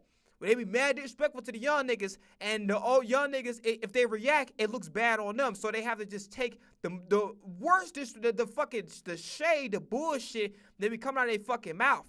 And because they developed a legacy and they did so much great shit, niggas get a benefit of the doubt. And in certain industries like the R&B, they got gatekeepers around it. In certain jobs, they still got gatekeepers in a way. So the gatekeepers fuck with the OGs, the disrespectful ass ones, like some of the divas or whatever the case may be, and it could be some of the niggas too. So you go against them, even though you in the right, because they mad. They talking mad fucking crazy for no fucking reason. Even if you ain't do nothing wrong, you gotta step there and take that shit. You know what I'm saying? Because the narrative response is like, he disrespected our legend. Bitch, that ain't God, motherfucker. Who the? You know what I'm saying? So, bottom line is this, okay? This is the truth. Respect goes both ways, not just one or the other. Respect goes both ways, bro. You know what I'm saying? Respect goes both ways. We might or might not have time to go look at the Drake albums. We might have to wait till Saturday for that shit. We might have to wait till Saturday. We'll see. I'm going to try to stop talking, but OGs, all my, people with experience, start respecting the youth. Start being respectful. Come like this with open arms like you about to hug a nigga. And I promise you, everything that you're looking to get out of them, you're going to get it in 3 times more. But if you come like, that's not good enough, do it again. Who the fuck you think you talking to? You see that little ugly ass toupee that's barely sticking to your motherfucking head? What if I slap that bitch off? And it land in somebody fucking somebody DoorDash bowl and shit. What you gonna do then? What if it landed in somebody egg rolls? Or somebody motherfucking fried rice with soy sauce in that bitch so it blends right in. And it tastes like a motherfucking fur ball. How about that? Stupid bitch. Like, niggas gotta understand that too. So OGs, do better. Not everybody. Some of y'all cool, but some of y'all, rest of y'all OGs, do motherfucking better. Because some of y'all, it's y'all fault. Part of the reason why the young niggas don't want to come to y'all, because y'all approach is fucking off. It's off. It's disrespectful. It's like a nigga want fucking like, I don't want to listen to you. I want to slap the shit out you because you coming at me. You coming at me wrong. You're not coming at me with respect and with love. And that's what you got to come with. And I promise you do that. Anything you do in love will get back to you. Anything you do in fucking hate and vitriol and bitterness, and I've sense it from you, I'm gonna get away from you because I'm gonna fucking hurt you. Because I don't like all that bitter shit. I don't like all that disrespectful shit. Keep this shit to yourself, bro. You know what I'm saying? So yeah, moving forward with that. So OGs, hold yourself accountable for how your approach is fucking off. It's off. It's disrespectful. It's not cool. You think you can say what the fuck you want to say because you done got a few plaques on the wall. Stop being disrespectful. Stop disrespecting people. Stop disrespecting the youth. You ain't gotta like our music. Just be respectful about it, bro. And be honest. Say how you feel, but don't disrespect. Stop being disrespectful. A lot of you niggas think y'all could just say what the fuck y'all want to say. And I witnessed this firsthand. It was done to me, and it was also I witnessed it done to other people from a third person perspective. I don't like it. It's disrespectful, and you're being mean. You're being an ass. And it's like, now I can't understand the difference between goddamn constructive criticism and now you just think you can say what the fuck you want to say because you feel like in your head we need you and we don't. And I thank God, in a way, the game is the way it is now because I don't need some of these disrespectful ass old niggas to get on. All I need is be consistent and put out some shit that actually connect with the people. The people are the gatekeepers, rather than these little fucking snobbish ass niggas and I mean I rather these little snobbish ass niggas. When I mean niggas, I mean the women too. So everybody included, all the motherfucking ignorant ass divas, all the ignorant ass niggas with big ass motherfucking egos that are goddamn covering the entire goddamn sky. You know what I'm saying? Turn the whole goddamn sky black. Egos too motherfucking big. Slow that shit, bro. You're not God. Money don't make you God. A platinum gold plaque don't make you God. A billion streams on a song don't make you God. A song that you produce and some stems and some drums don't make you God, nigga. Vocal producing somebody don't make you God. Being a songwriter and a great, they'll make you God. Matter of fact, let's talk about myself. Hold on. Talk about myself, dog. What I do don't make me God either. So I may speak with a certain fervor or whatever, but that's just me being my personality. I'm just being myself. I don't mean no harm. I'm just being myself. I'm saying how the fuck I feel about shit. I'm being honest. Because it's the problem with the world. We ain't got no honest motherfuckers anymore. Everybody want to lie. Everybody want to goddamn play a character. Now, fuck playing the character. I'm going to be myself. I'm going to say what the fuck I want to say, how I want to say it. And I'm not going to be disrespectful, but I'm going to tell shit exactly how it is because that's the problem with our generation. We don't fucking, that's the problem with this world in general. We too motherfucking scared of getting cancer. I ain't scared. Nigga, I don't give a fuck. By the way, I'm not going to not do what I'm doing because I'm scared people backlash. So I like it. I don't give a fuck, but I never did. I would have quit the internet a long time if I gave a fuck about somebody goddamn not liking me. I don't give a fuck. It don't matter to me. You feel me? So moving forward with that statement. Okay? Let's keep it real. And it look like, based upon my big ass mouth, we gotta wait until Saturday to go out there and react to the albums. Based on my big ass mouth, because I talk too motherfucking much. But yeah. So let me stop bullshitting. So getting back to the topic, right? OGs hold yourself accountable. Fans hold yourself accountable. Artists, be honest with yourselves. Go compare your record to a Michael Jackson record. Even though a lot of us won't never get to fucking Michael Jackson. Let's keep it real. But let's compare it to that. Go compare it to some albums like Confessions. Go compare it to an album like Anti. Go compare it to Beyonce songs. Go compare it to the greatest songs, greatest albums ever created. And really sit down and ask yourself, be honest, and be like, yo, do I measure up to that in any capacity? Or what is keeping me from, it's not about copying them per se, but it's more like you're setting a benchmark or a standard for your work. And really, go listen to Get Rich or Die Trying. Go listen to goddamn Illmatic. You feel me? Kanye Graduation. We can go on and on. Drake Take Care. You know what I mean? Nothing Was the Same. Views. Come on, bro. Like, go compare yourself to great work. And ask yourself. Game, documentary. I can go on and on. Drake, Chronic. One of Snoop Dogg's albums that he put out in 93, 94, whatever, the Dog Pound. Go compare your shit to that standard and go ask yourself, like, obviously, certain shit like, okay, tape is different than recorded digitally. But ask yourself, the greatest albums of all time, the greatest mixtape of all time, where does my work stack up against? The quality, right? Because there's some universal things like song structure, hooks, the energy you deliver in your performance, and taking it a step further than that, you memorize your lyrics. You touring, right? So, Baby Osama, if her manager stole from her, he's wrong for that, obviously. But in the same breath, some of this was avoidable. And some of this was avoidable by you just taking a step back and like, you know what? I make music that traditionally isn't considered good. Right? And that doesn't necessarily mean that it's bad, because I like the songs. I like the music. But let's keep it real. With Baby Osama, yo, you probably don't memorize the lyrics to your songs. Okay, let me hear how you sing without auto-tune, right? You ain't gotta be fucking pitch perfect, but you gotta sing better than, you know what I'm saying? Do you understand songs? Do you understand hooks? Do you understand how to catch people? Do you understand how to make music 20 years from now? Everything ain't gotta have a curse word in there because you want a wide range of audience to listen to it. So some songs ain't gonna have no curse on it and it's still gonna be a hit. You feel what I'm saying? Fold It, no cursing in there. That's it. That's a banger. Smash. People really responded well to my song Folktale. I had no cursing in there. You understand what I'm saying? Soulmate, I could have sung that better in certain respects. But the song is actually a hit. One of the best written songs I've ever done in my life. So just be honest with yourself. Right? Alicia Keys albums. Go, nigga, go study, bro. Go study Carrie Hilson. Study, bro. Fucking do research on who the greatest songwriters of all time. Party Next Door. Motherfucking Carrie Hilson. Alicia Keys. Kehlani. Mariah the Scientist. SZA. Study, nigga. Study. Drake. Study. So accountability needs to be had upon you guys not having the self-awareness and the self-honesty to be like, you know what, I need to work on those areas, okay? And there's nothing wrong with that.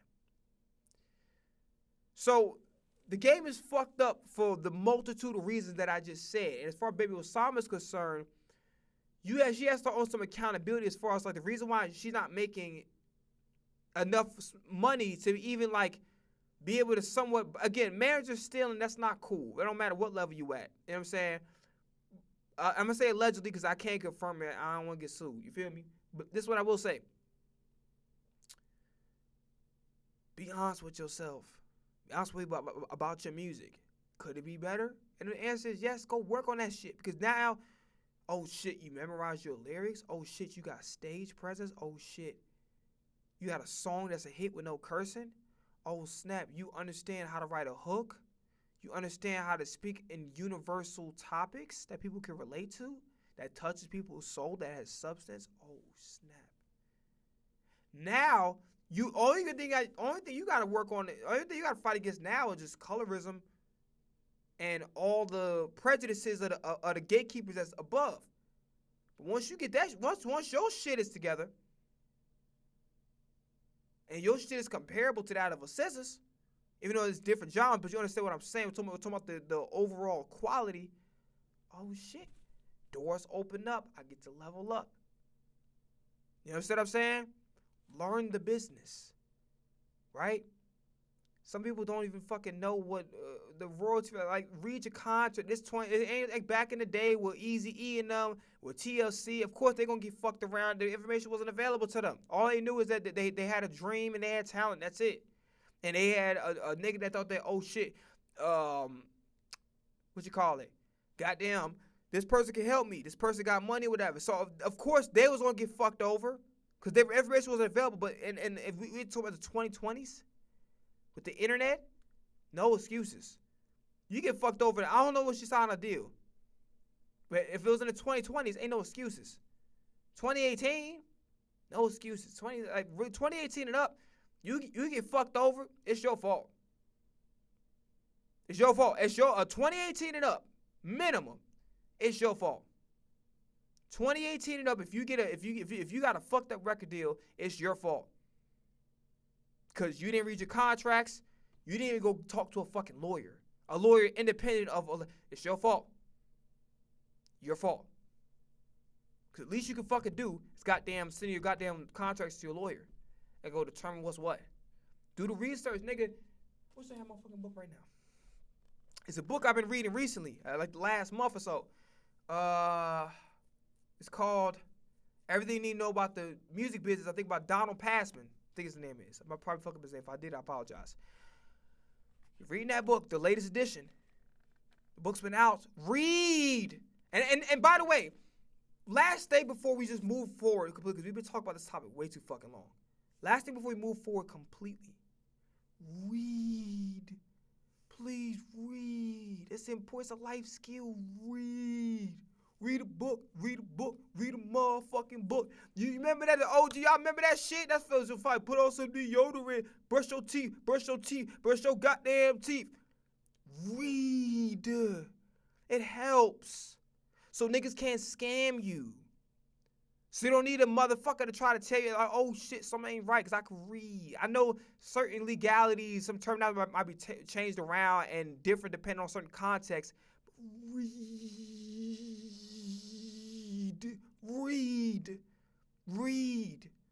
It's okay to be smart. The smart niggas is winning. The dumb niggas is not. The dumb niggas is staying broke. And there's nothing wrong with being broke, but it matters if you okay with being broke and you want to stay there. Nah. Get your money up. Get your smarts up. Use that intelligence and apply it to your life so you can go goddamn win. Read.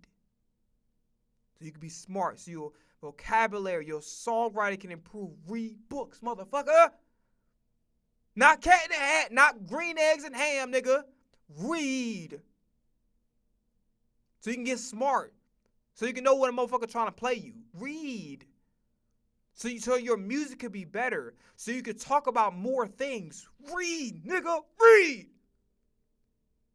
All artists, male and female. Read, motherfucker. Read. Nah, for real though. Read, man. Swear to God, it's gonna save your life. Read a chapter of a book or something. Shit, I'm reading. I'm reading the goddamn the music business book. What I just said like 5 minutes ago. I'm reading that shit.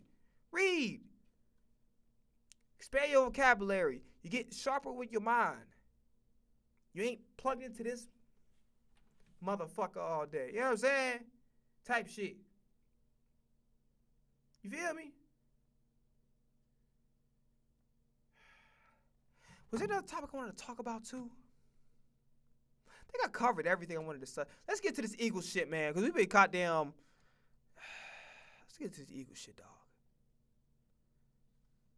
Changed up last week. God damn, my shit fucked up. I ain't gonna say what it is, but god damn, boy, fuck. All right, let me get back on topic. Eagles schedule that came out. I don't know why the fuck I never reacted to it, but we're gonna react to it today. And we're gonna talk about. We're gonna watch some videos about some OTAs and shit. We're gonna watch some press conferences. We're gonna get into this shit. So, Philadelphia Eagles schedule. By the way, I think it's fucking hilarious how all these teams today gonna get AJ Brown for fucking free, and how the Patriots are so determined to give us a fucking 2028 pick. Man, get the fuck out of here, please. Get out of here. Eagles schedule.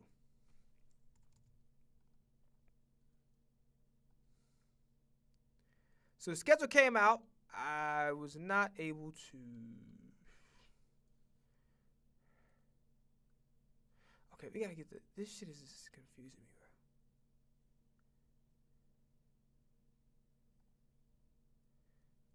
No, that's not it. 26, 27.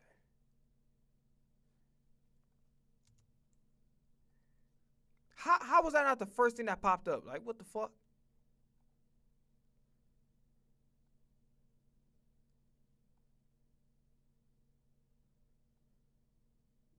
Okay, so we're gonna look at the schedule real quick. So this is 2026. So we open up against Washington on September 13th at 4:25.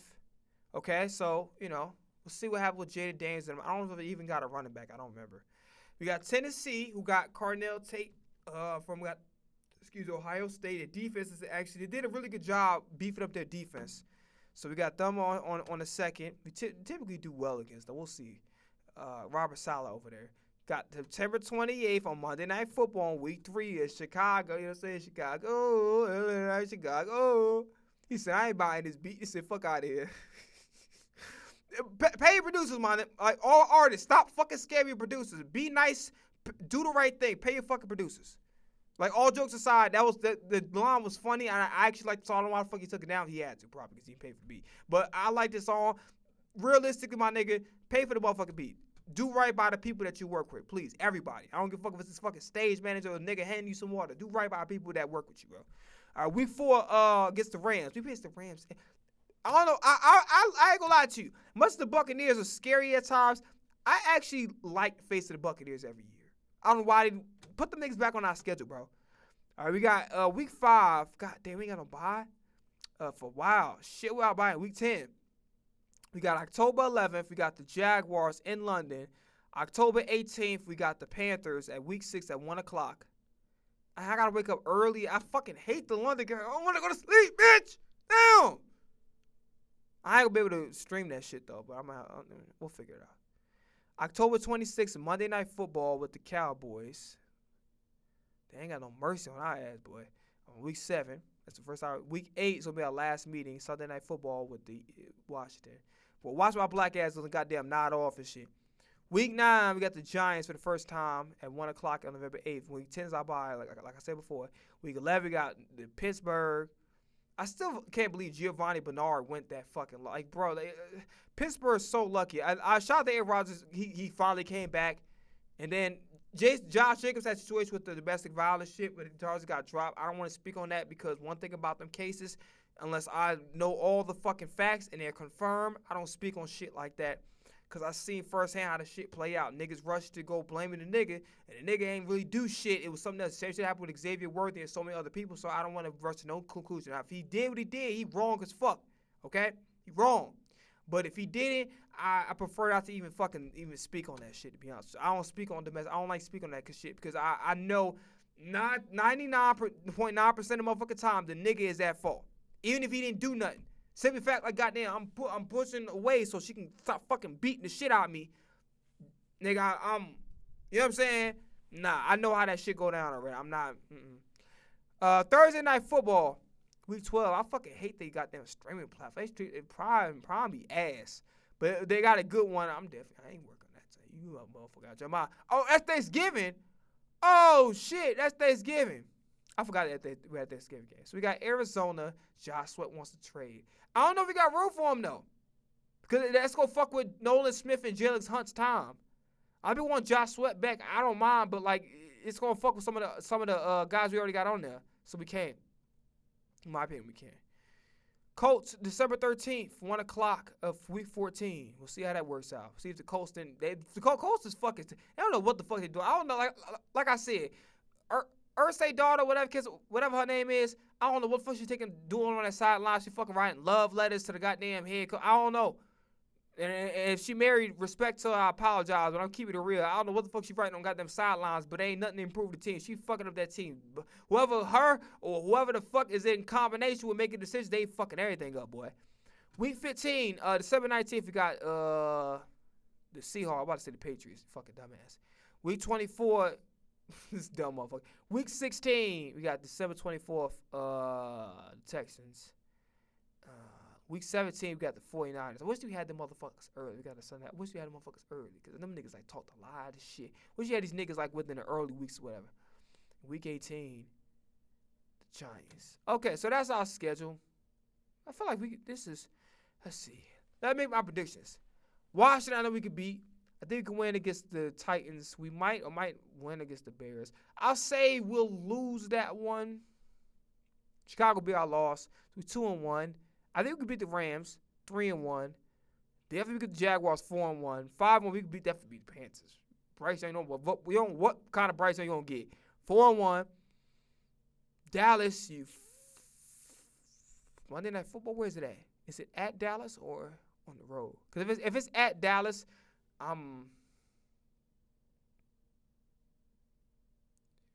shit.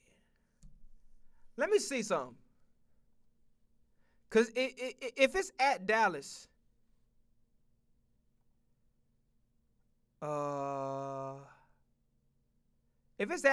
dog, we're not winning that one. Monday Night Football game?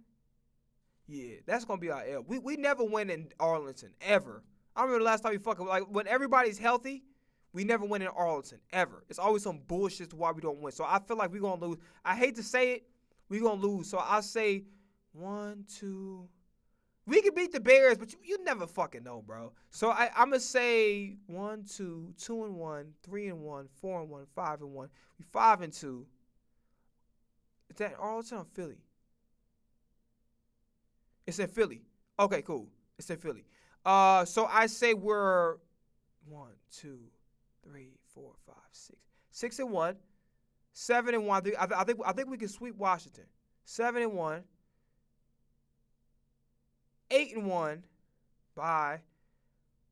We can beat Pittsburgh. 9-1. Their defense gonna be tough as hell. So 1 win, 2 win, 2-1, 3-1, 4-1, 5-1, 6-1, 7-1, 8-1, 9-1, 9-2 because we never beat Dallas and Arlington. Even though we should have last year, we never do. 9-2. We could beat the Arizona Cardinals. 10-2. We could beat the Colts. And it might be a rough one. It might go down on the wire. 11-2. I think we could beat Seattle, but we might lose. Well, actually, don't have a running back no more. It's 11-3. The Texans depend on C.J. Stroud performance, and it's week 16. You don't know what injuries. I think we could win that one. So now it's 3. 49ers, depending on if people stay healthy or not. I feel like because it's the end of the season, I feel like we could beat the 49ers because it's like, I feel like the way the 49ers, how they do their practices and shit, the significant injury is going to come about.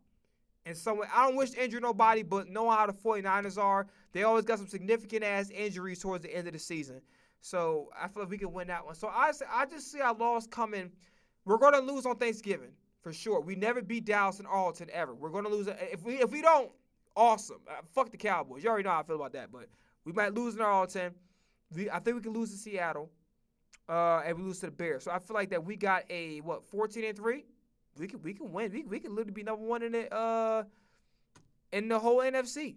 All right, bro. So let's go get good. Let's get a fucking book and start reading that shit, nigga. Stupid ass. All right, bro. Oh, what the fuck? But I talked a lot, but this video lit as hell, bro. Like, this is one of my best videos. I'm about to print out a fucking YouTube page. Stupid as hell. All right, bet. NFL news. Hella news and storylines from this week of NFL OTAs. These press conferences from Kyler Murray and J.J. McCarthy have been going viral. And now I'm going to be tuned in to the Minnesota Vikings quarterback battle this offseason. Kyler Murray is the vet who has had a shaky past couple of years. Oh, shit. Let me look it up real quick because I heard about it today. J.J. McCarthy. Interview.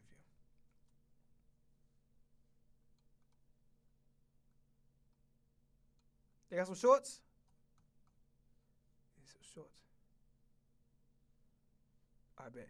JJ, what's your relationship been like with Kyler so far? You know, it's just like two guys in a classroom. You know, he sits on one side, I sit on the other side, and it's a damn, nigga, ability to teach us and coach us. Is there any awkwardness like between you two? Awkwardness, you know, it's just like the same feeling, you know, when you're in high school and there's another person on the other side of the room. That's just kind of how it is. So I wouldn't say there's any awkwardness. Relationship with JJ to this point? It's been great. It's been great. Obviously, I know he's a younger guy, so any way I can help him. Obviously, I feel like, you know, I've played 7 years now, going on 8. So I'm considered a veteran, even though I don't see myself as that. Give him any knowledge that he needs. Again, you know, we're both competitors, and I know, you know, we both want what's best for the team. Has he been receptive to hearing criticism? Of course. Yeah, he's overly acceptive, you know, and he's always. First off, if you ask me my opinion, so don't sue me. My opinion. Kyler Murray lying like a motherfucker, but good. That's what happens when you got experience and you media trained. You know what the fuck to do. You ain't stupid. You know what I'm saying? So I fuck with it. You know what I'm saying? So like, hey, it's cool. All right, bro. Let's go to these press conferences. But yeah, so just kind of wrapping up my opinion about it. J.J. McCarthy, nigga, you not good enough. You should never been fucking drafted. Just the Vikings are fucking stupid. And I don't even blame the coach. I don't blame the GM. I think this I think this shit boils down to ownership. You feel me? But yeah, Kyler Murray answered like a pro. I think he was bullshitting, but good. When you a pro, you act like a pro. J.J. McCarthy, on the other hand, you ain't played good. I understand it's your first time starting. You've been injured a lot, but you ain't played good, dog.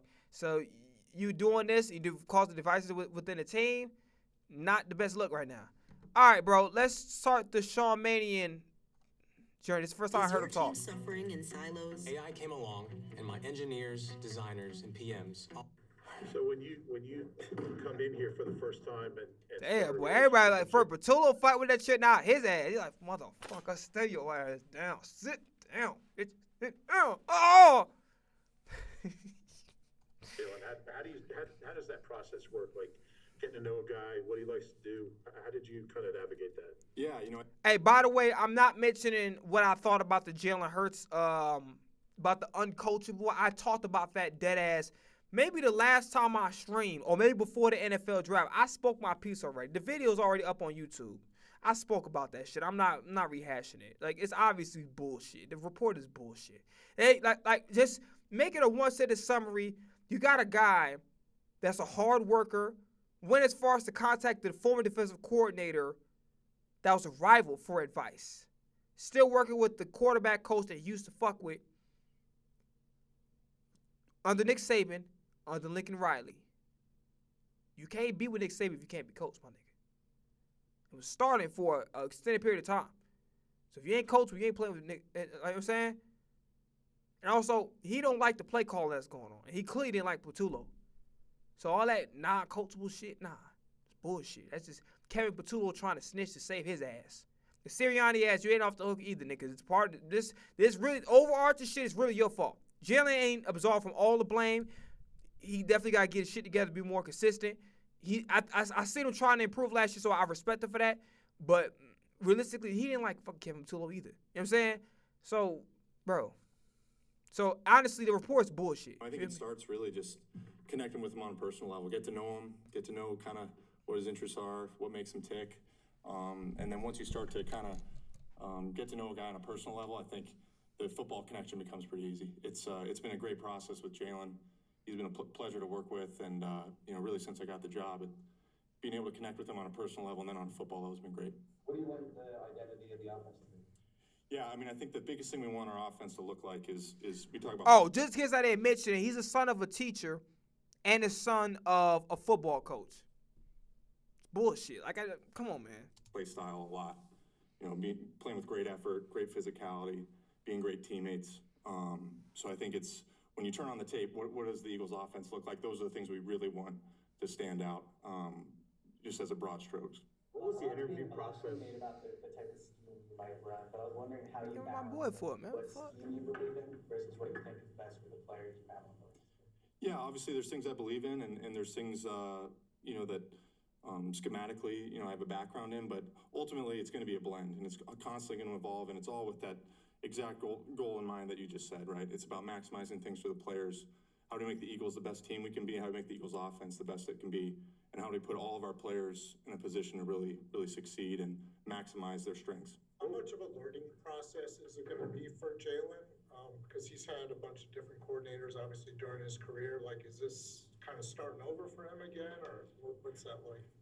Yeah, I think Jalen's been outstanding in the meetings, and I think having gone through multiple coordinators and stuff, you can tell he's a really capable learner, and that's been really fun to work with on a daily basis. I think there's always going to be some degree of connection, and like I said, it's a blend of all the things that he's really thrived in here, and some of the new things we're bringing to the table. But it's been a great process to get to really build this thing from the ground up with him and with our staff, and I think we're really being deliberate with the teaching and building this thing with a strong foundation, because it's constantly being built, it's constantly evolving. We're always looking at how can we make this better. So that process has been great so far. What was the interview process like for you getting this job, and how do you know that you're ready for this big of a jump in your career? Yeah, I was at the East-West Shrine game and got an interview virtually, and I felt like we just really hit it off right away. I felt great about the football conversations and getting to connect with Nick and Howie and Mr. Lurie and all the people involved. There's a lot of people involved on the interview and things like that. But from there, came in here for an in-person interview, and again, it was just even more validating getting to be in the building and get to have further discussion. And it came together kind of from there, and felt like it was a great fit for me, great fit for my family, great fit in terms of the football side of things here. And really excited in terms of being ready for it. I think I lean on all my experiences. Obviously my years in Green Bay, my years as a player. You're learning things constantly along the way. I was fortunate to play for a while and play for a lot of great coaches, and even as a player, I knew this is what I wanted to do next. I knew I was going to get into coaching, so I was always had that in mind as I'm learning things. How am I going to use this someday from a coaching perspective? And so I've been really fortunate to work with a lot of great coaches and pick up a lot of things along the way, and always kind of attacked it with the end in mind, in terms of knowing someday I'm going to get into coaching. Someday I hope to become a play caller. How am I going to use this? And so I really leaned into that throughout my career and learned a lot along the way. How early in what was attractive about this job, and what stood out to you? You mentioned some of the interactions you had with Nick and Jeffrey. What stood out during those interactions? Yeah, I think the first thing is the Eagles have been an outstanding organization, top to bottom. You know that from afar, just with the results on the field and the culture and the kind of system of excellence that they've built here. And then, getting to talk with Nick and see the way he views the game, see the way he views, building a program and running an organization and all the things that we really value here, right? Tough, detailed together. You could just tell it was a great fit, and it was very much a perfect alignment with how I view the game as well. So I think once you get to dive into those football discussions, all the things that you know about the organization from afar become validated once you kind of see behind the curtain. And you know, it was a great fit. I felt like we really hit it off from the start, and really with all the people in the organizations, it's been a great experience. How excited are you to work with Makai Lemon, and what might he look like in your offense? Sorry, you repeat the question, Mark? How excited are you to work with Makai Lemon, and what might he look like in your offense? Yeah, Makai's been a lot of fun to work with.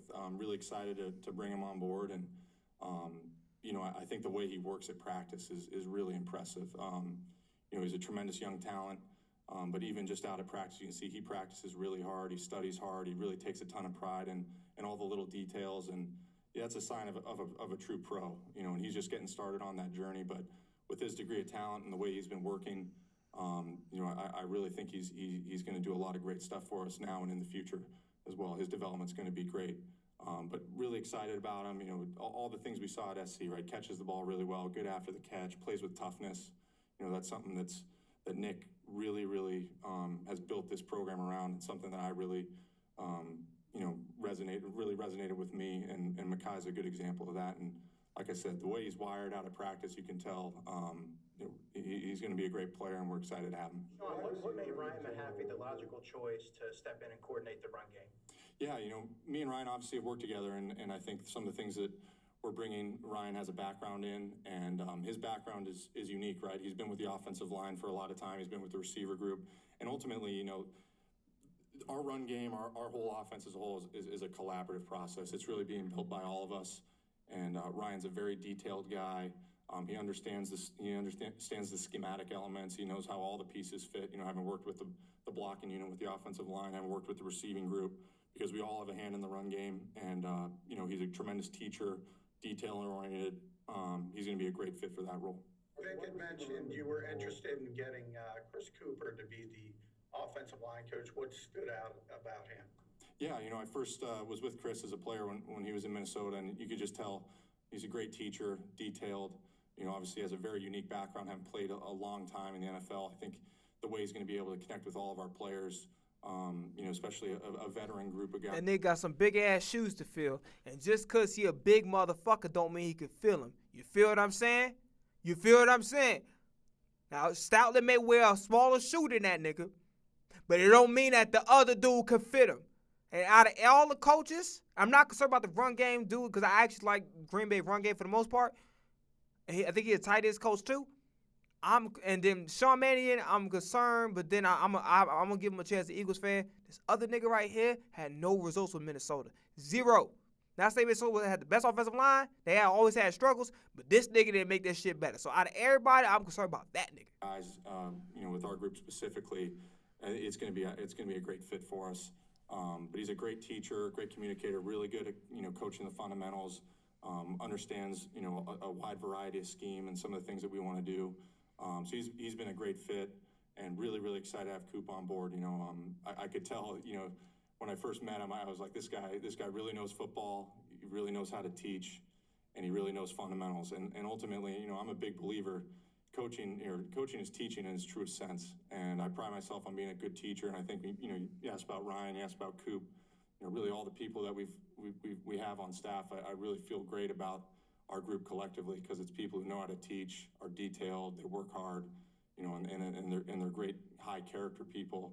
That's exactly who you want to work with on a daily basis. Coop's certainly the embodiment of that. Sean, how's it going to work with in terms of verbiage? Is it basically your language coming in that everybody learns, or is it going to be different from that? Yeah, that's a great question. Kind of like I spoke to before, it's a blend. It's a blend, and obviously there's things schematically that we're bringing. There's things that the Eagles' offense has really thrived with doing in the years past. So, you know, in terms of the verbiage, the terminology, it's a process of seeing, hey, what makes sense to keep? What are things that, you know, with some of the new changes coming in, need to change? So that's something we've looked at really from day one, you know, understanding kind of the background of the scheme here, what are some of the things we want to add, what are the things we want to tweak, and how do we build kind of the language of our offense. But that's been a great process. You know, it's I will say this. Even though I'm not entirely confident in him, I will say this. He does well. He's here another year. So that's big for Jalen. Jalen does well, which I'm not really worried about Jalen as much as people may say. Jalen does well, with or without AJ being there. he do what he's supposed to do on the offensive side of the ball, he's here for another year. So, hey.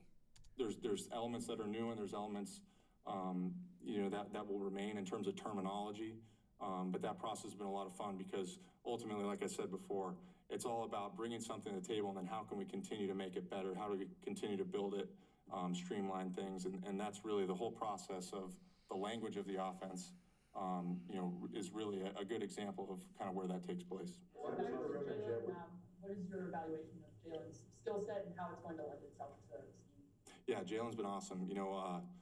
I really think he can do anything we ask of him. He's accurate. He's a great athlete. He really attacks the fundamentals. That's what's been really fun to watch these last 2 weeks of phase 2. He's always coming, wanting more things to work on, wanting more things regarding fundamentals, timing, understanding the scheme. He's hungry for more, and those are the guys that are really fun to work with. In terms of skill set, though, he has great arm strength, great accuracy, obviously a tremendous athlete, and he really attacks the game. He has a great process in the meetings. He always asks really, really thought-provoking questions. He's detailed and attacks his fundamentals. He's always a guy who stays after practice and is working on things. Those are the guys you love to work with. With the wide receiver room in general, with wide receiver room in general, what's your vision for that group? Howie earlier this offseason called it a basketball team of versatility. What do you see as the vision for that in the passing game? Yeah, it's a really exciting group. Obviously, we kind of talked about Mekhi. Smitty's been awesome, and it's a really fun group. I really look at all of these, all of our position groups. It's our offense is not about any one piece. It's how we all fit together. And the wide receiver group specifically it has been a lot of fun. I think we have a lot of guys with complementary skill sets. They're tough. They compete every day at practice. They really attack the fundamentals, catching the football, yards after catch, all those things. So really excited about that group and how they fit with one another, and then how they fit with the larger picture of the offense. As a play caller, how do you compensate for the lack of experience, and who are the influences in your career that you take from? Yeah, I think, like I kind of alluded to before, I know, I've always been kind of working towards, the hope of getting the opportunity to do this. So, even in Green Bay, you're always going through, as the quarterback coach, you're saying, all right, what calls do I have to have Jordan Love ready for? You're kind of thinking through the process of the game throughout the week. What's Matt going to look to call here? What's my favorite third down call? So you're always kind of taking yourself through that process mentally. It was the same thing as a player. You're saying, hey, what's my favorite, call in the high red zone? Hey, if it's a high blitz game, what's my favorite call? What am I going to come to the sideline and say, hey, can I get this one on our next kind of third and medium where you might be getting a lot of pressure? So you're always taking yourself through that process, kind of flexing those muscles. And then even now, scripting practice, you're still going through that same operation. Hey, it's 1st and 10, it's 2nd and 8, it's 3rd and 8. All right, what are the things that I really want us to get work on for those specific situations? So you're always putting yourself through those paces.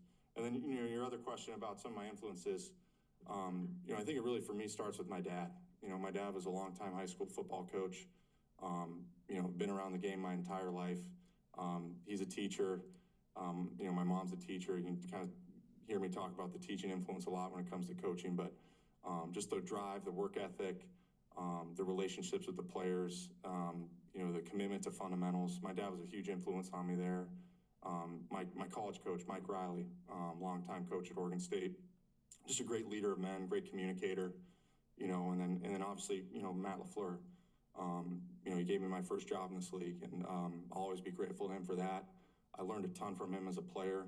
I learned a ton from him as a coach. He's a tremendous coach, a great man, a great leader. Learned a ton from him, and it's been a lot of fun working with Nick. Nick's an outstanding coach. He's built an unbelievable program here. He really has total and absolute commitment to the things that are important to winning, stresses them all. All that nigga do is lead his team to the divisionals, and that's it. Nothing more, nothing less. Well, I think they got beat in the wild cards. They got beat in the wild card against Chicago. Chicago. I ain't buying this beat. Fuck out of here. All the time. He's a great communicator, a great leader for our organization. And, I know I'm only, a few months in with Nick, but I've already learned a ton.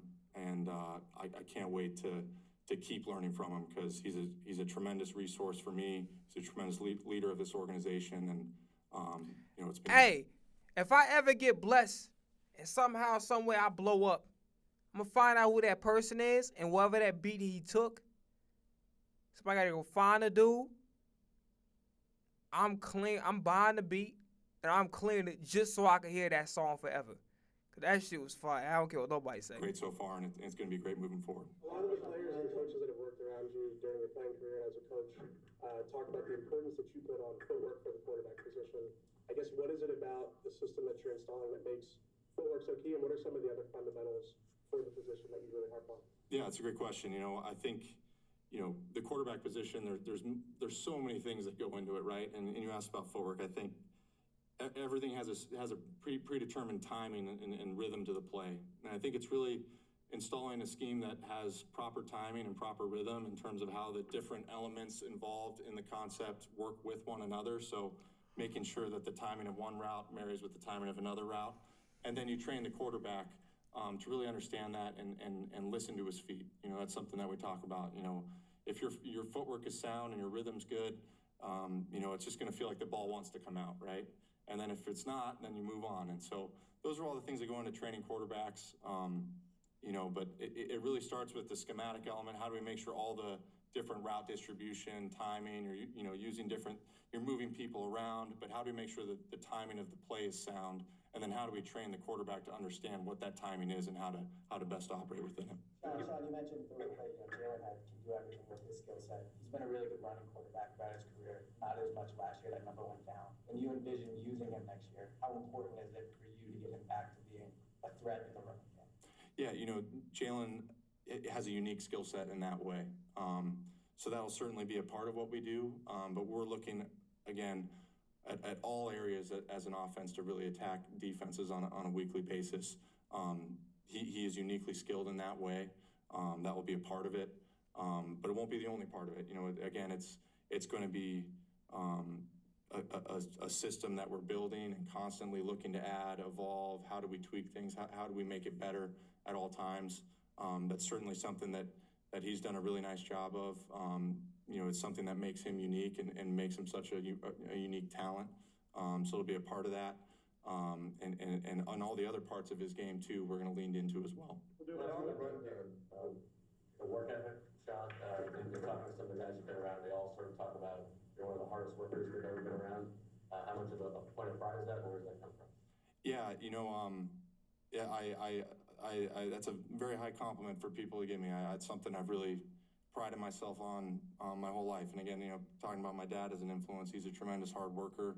I just think, it doesn't really feel like work when you love it.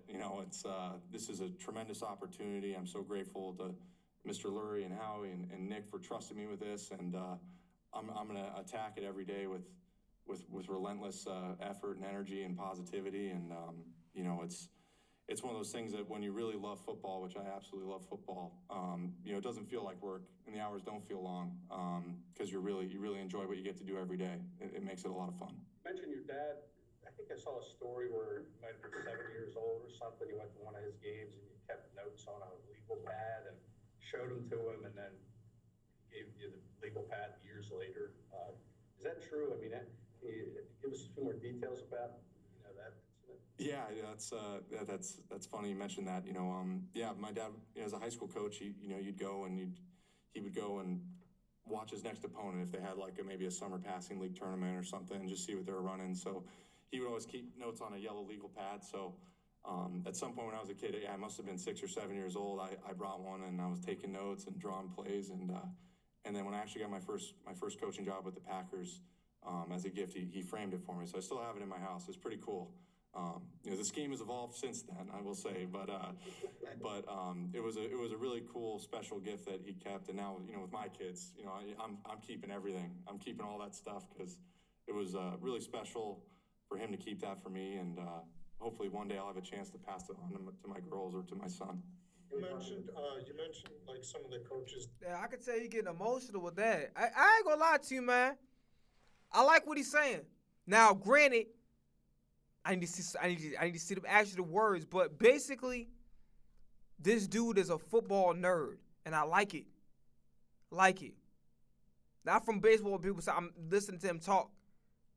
Been around football a lot, is a quarterback coach, whatever case it be, and his father being a high school coach. I like this guy so far. I like him. Like, he seemed like he love this shit. Like, he love it. Like, somehow I love music and entertaining people for a living. This nigga, I ain't making a living off that yet. You know what I'm saying? But this guy right here, I like what I hear so far. Who have influenced your, ability to get into coaching and everything. What about quarterbacks that you might have played with or played behind or played against? I mean, were any of them like a really big influence on you as far as becoming a coach? Yeah, absolutely. I've been really fortunate, to be around a lot of really great influences and that have made me who I am today. Obviously being with Jared Goff in LA, tremendous accuracy, anticipation, a decisive player. Kirk Cousins, is someone I absolutely, kind of my next stop in my playing career in Minnesota. Like, tremendous accuracy, tremendous anticipation, toughness, an absolute professional in terms of how you attack a week of preparation, just a really great competitor. I really can't speak more highly of Kirk and our time together. And then, other guys along the way, Geno, I think Geno Smith, one of my teammates in Seattle, Drew Lock, another good example. The resilience that it takes to be a quarterback in this league. Geno obviously had his ups and downs early in his career, and it was really, really cool to see him get another opportunity, and to keep working and keep getting better, that day-to-day improvement. I know Geno would speak about that, like, hey, it didn't work out initially, but I'm not going to stop getting better. And ultimately, he's gotten more and more opportunities to play, and Drew's another good example of it. Drew. Damn, my only little critique is, why did you say the nigga got better? Like, damn, he niggas was like, yeah, well, he got more opportunities to play. He kind of was ass, but he really hasn't panned out. Like, it ain't really much of a difference from back then and now. It's just more or less he got an opportunity. Like, damn, nigga, like, he did get better. Let's keep it real. He did get better. And on top of that, ain't nobody winning and with the Jets, man. Motherfucking goddamn Belichick, I think, had a chance to coach over there. He said, hell no. You know what I'm saying? So, like, come on, dog. It was actually a game a few years ago. He hadn't had a chance to play in a while, and I think it was against the Eagles on Monday Night Football. He came back in, and I think there's so many stories in your time as a player. Damn, nigga. Damn, you work for the Eagles. Why the fuck you had to mention us getting our ass beat by Drew Lock? Come on now, that was one of Jalen's worst fucking games of his career. I remember that shit vividly. Monday Night Football. I remember that shit vividly. 2023 too. But Brian Johnson, Jalen Hurts was straight dog shit in that one. But yeah, nigga, like, I understand that you trying to be honest, but like, bro, be a little less honest, dog. Come on now. That you encounter, not specific to the quarterback position, but when you ask about quarterback, I think there's lessons you learn from so many different people along the way. What kind of play caller do you want to? What kind of play caller do you want to be? Yeah, I want to be someone who is versatile, who is always looking to attack defenses in different ways, is always looking to evolve, and ultimately always looking to maximize the talents of our players. Yeah, I like that. It's tech book, but I like it. Was marrying the run in the pass game. What goes into that? How do you do that? Yeah, that's absolutely a huge part of what we want to do. We want to make sure that as many different elements of our offense that they fit together, that they look the same, and that they, how do we build this wide array of things that kind of start off of a similar type of look. So I think a lot of it goes into the planning throughout the week, looking back at weeks past, looking back at seasons past. Hey, what are other things we've shown from these type of presentations to the defense, and then being creative, thinking outside the box. That's where I'm really excited about the group of coaches we brought in. Everyone's been bringing outstanding ideas to the table. It's a really group of guys who are very intelligent, very creative, really work at it, study all these different things around the league and college.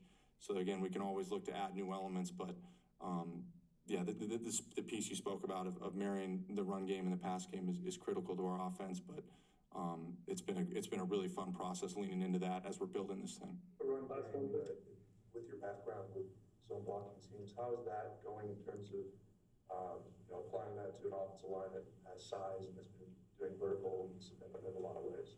Yeah, that's been a lot of fun. It's I'm really, really happy with where we're at. Again, 2 weeks on the field with the guys, just finishing phase 2. We're constantly building this thing, and we're, 5 weeks into our time with the players, but really, really happy with where we're at. And you spoke about the offensive line group specifically, and what an awesome group to work with on a daily basis. A ton of talent, a bunch of great guys, great football character. These guys love to work at it. They love to work on their fundamentals. They've really taken a lot of the changes that we've been making, and I feel like they've got a really good understanding of what we're trying to do from a bird's eye perspective as an offense, and then also kind of on the more micro level in terms of the really key fundamentals that make it go. But they've really been leaning into that. It's a really fun group to get to work with, a talented group and a fun group, and like I said, great football character in that room. All right, Fangio time. A big meeting. Navan, the #1 rated business travel platform, lets your I never watched the Jalen Hurts shit, and then some news about OTAs. All righty, fellas. Haven't seen you in a while. How's it going? Good. Were you close to stepping away? What was the offseason like for you as far as making a decision about coming back? No, I wasn't close. I've had those thoughts, and the last few years. Every year at the end of the year, I just think about it, and I never really got serious to where I would have done it. And it's no different than I did after 24 season, after 23 season. I told the players the other day that, we had our annual physical. We get physicals as coaches, and the docs told me I was reverse aging with my lab work and everything that came up. So I told them, you guys are stuck with me for a while. Hey, thank God for that, because I remember he was the coach of Denver, and he had a lot of, I think he had kidney stones. So shout out, prayers, and I'm happy that, outside of him being our defensive coordinator, as a human being, it's good to hear that, because I know he was dealing with some shit as the Denver coach. You know what I'm saying? So it's good that he's actually he getting healthier. That's a good thing. You know what I'm saying? A long while. When you have coming back, though, what is it that keeps you coming back? What keeps you going? I still like doing it. I like the group of guys we have.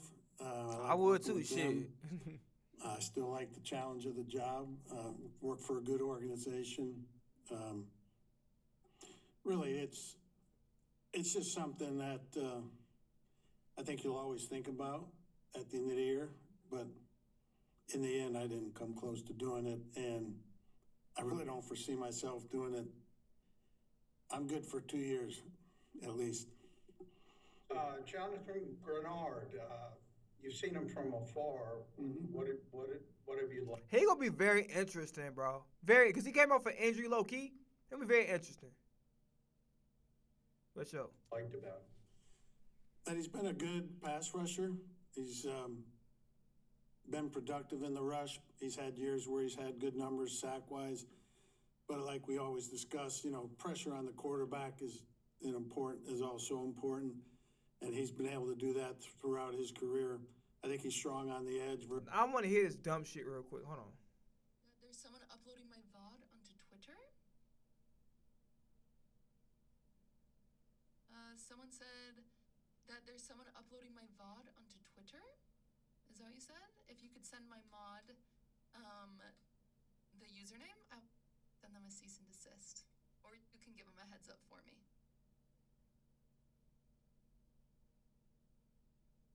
I don't think that's how the internet works, If though. you're watching this right now, I will sue you.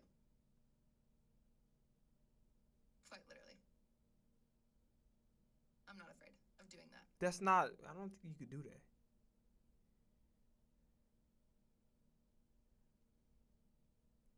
She probably just some bullshit, whatever it was. So you could link that Twitter account to my, that's a money waste? It's not, actually. It's relatively cheap for me. I'm happy to spend $500 to prove a point. Why the fuck you need them to dollar amount? Talking too much. I have a VOD unlisted and I choose not to upload it to make money for myself. You're not allowed to take advantage of the content that I am creating that you are doing nothing for.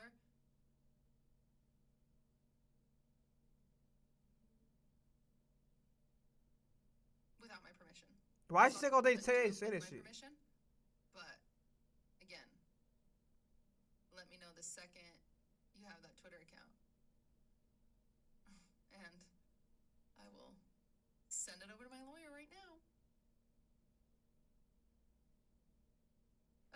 Let me see what the fuck comments were saying.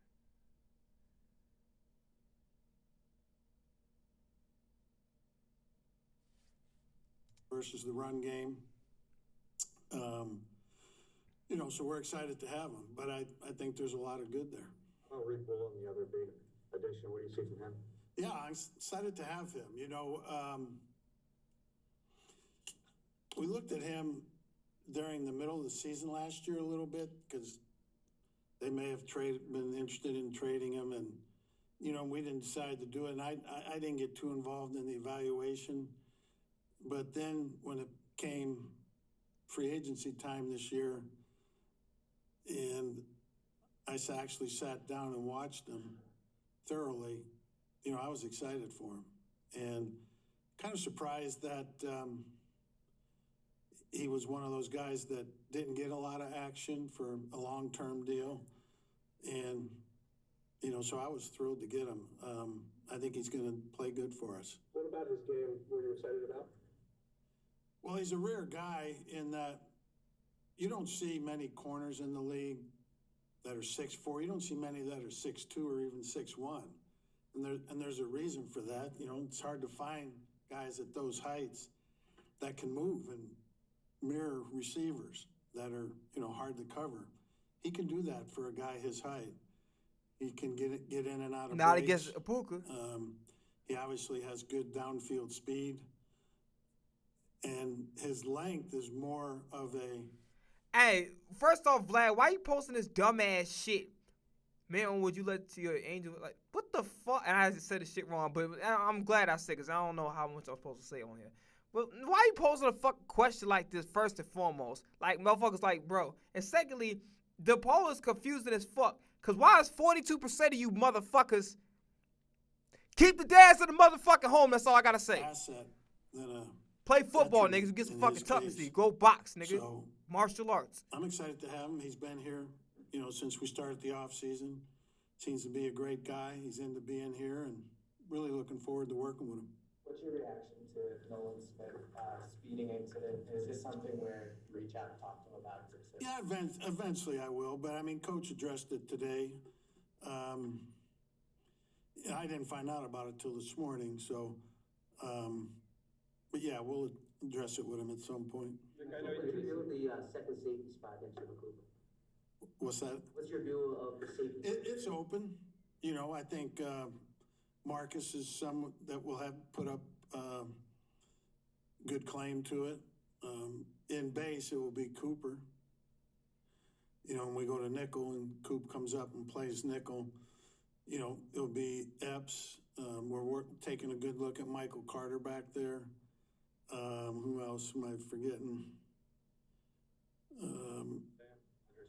Andre Sam. And then we signed an undrafted free agent, Gush. JT Gray has been mainly a special teams player, but, he'll get a look. So we'll look at all those guys. It's an open competition. With all the moving pieces at safety, What's that? with all the moving pieces at the other safety spot, how important is Drew McCooper's offseason, and I guess how have you seen his development so far in the last few months? It's been good. As you guys know, last year, his season, first off, his training camp was interrupted by a couple injuries that kept him out for 2 different lumps of time. Started off the season up and down, had some shaky plays. But I felt like the last 5 or 6 games prior to him getting hurt, he was coming on. And hopefully he'll be able to pick up from there. He's had a rehab dominated off season, but he's been out there with us these last couple weeks. He's not 100% yet, but he will be soon. With Carter, Michael Carter, is there something innate about him that you think will make him a good safety, or is it about the nickel position that translates well to that spot, or moving forward? Yeah, I don't think it's the nickel position translating that's an individual thing. Yeah, he's an instinctive player. I think he has a good feel for the game. When little he did play for us last year, he did show that. I don't think he'll have a hard time learning the position mentally. He's just got to go out there and be able to do it. And, you know, what we've been doing out there these last couple of weeks are just kind of walkthroughs and route pickups against other defensive players running the routes or even non-players. But I think we'll know early whether he's got the feel for it or not. Would Jihad would miss most of the offseason. How's he coming along, and was that always part of the plan, I guess, when he was drafted last year? Part of what plan? Because he had issues with both shoulders, and he had a procedure on one last year, and then he had a procedure on the other one. Was that always part of the plan when he got drafted, or is that something that? I don't know that. I don't know that. Yeah, to agree or disagree, I don't know. If we knew last year at this time he would have to get the other shoulder done, I don't know that. How's he going along? Good. He's just not going to be able to partake in these OTAs till maybe later, maybe not, but he'll be ready for training camp. The on-field leadership part of losing Nakobe and Reed specifically, how comfortable are you with that aspect of it? Yeah, I think we'll get guys that will step up. You know, we played, I think, the first 7 games last year without Nakobe. Zach did a good job of that. Obviously, Reed did a good job quarterback in the secondary, especially when, you know, because he had Andrew Whittam there as a rookie. You know, I think Andrew will be able to step up his game there along those lines. He fucking better, because I'm going to be honest, I don't think he has a fucking game. I'm just keeping it a being. I don't give a fuck who get mad at. I don't think he has a game. Now, if I'm wrong, then I'm wrong. I apologize, just like I apologize about all the other shit. You know what I'm saying? Like, goddamn, I was talking shit about Sirianni. And Sirianni, you ain't asked say off the hook, you gotta get your shit together. But I ain't gonna disrespect you no more. I shaved my goddamn head for the first time in my life. I hated that shit. It wasn't that bad as I thought it was gonna be, but you know what I'm saying? If I'm wrong, I'm wrong. You feel me? If Epps is the guy, he'll definitely be able to do that also. Have you had an opportunity to sit with Sean Mannion at all, and what are your first impressions of him? Yeah, we haven't, you know, obviously we've talked some, you know, but he's been pretty busy. So we haven't had any in-depth discussions or anything, but he occasionally pops in and we'll ask something here and there. What did you see from Epps last year, and what does he do well? What do you like about him? Yeah, I was pleasantly surprised. Maybe surprised is the wrong word because I just really didn't know him. But when he had to play last year, he came in and showed his experience, showed his instincts that he has for the game. And I was pleased with the way he played last year. And, you know, he's still, I wouldn't consider him an old player at this point. I think but he's obviously a veteran. You know, I think he'll do fine. I'm not sure what his injury history has been, but I think if he stays injury-free and if he wins the job, we'll be fine. What's kind of Bernard and kind of not really having played the game? What are the differences in developing someone like that? Yeah, it's real different. You know, the guy's never played high school football, college football. I had a similar experience with when I was with the Niners. We had a guy by the name of Lawrence Okoye, who was an Olympic discus thrower for England. You know, looked a lot like Uar looks now, and you know, we kept him for a couple years. Other teams tried it, never worked for him. But patience will need to be a virtue, both on his part and ours. What are you seeing from Jalen Carter? Obviously, he had the shoulder issues throughout a lot of last season and everything, just like where he is with the shoulder and what you've seen so far. I think his shoulders are fine. He's had a good off season of lifting. I think he started that earlier than normal for him, and you can see the difference in that regard. So, you know, I think he's in a better spot now than he was. What's the next step for Jay Wilkes-Hunt entering year 3, and where are you looking to see him grow his game? Just keep doing what he's doing. You know, he's had a nice progression. I see him growing his game in all aspects. Think he can I think he can and will rush better. He'll play the run better. It's just the natural progression. He's had a good progression. You know, in his rookie year, he didn't play a lot early. Then when BG went down, he started playing more. And I thought for a guy with his background, it was kind of a perfect year for him. He ended up playing a good bit, if you remember, in the playoffs, etc. Then last year played a lot, did good.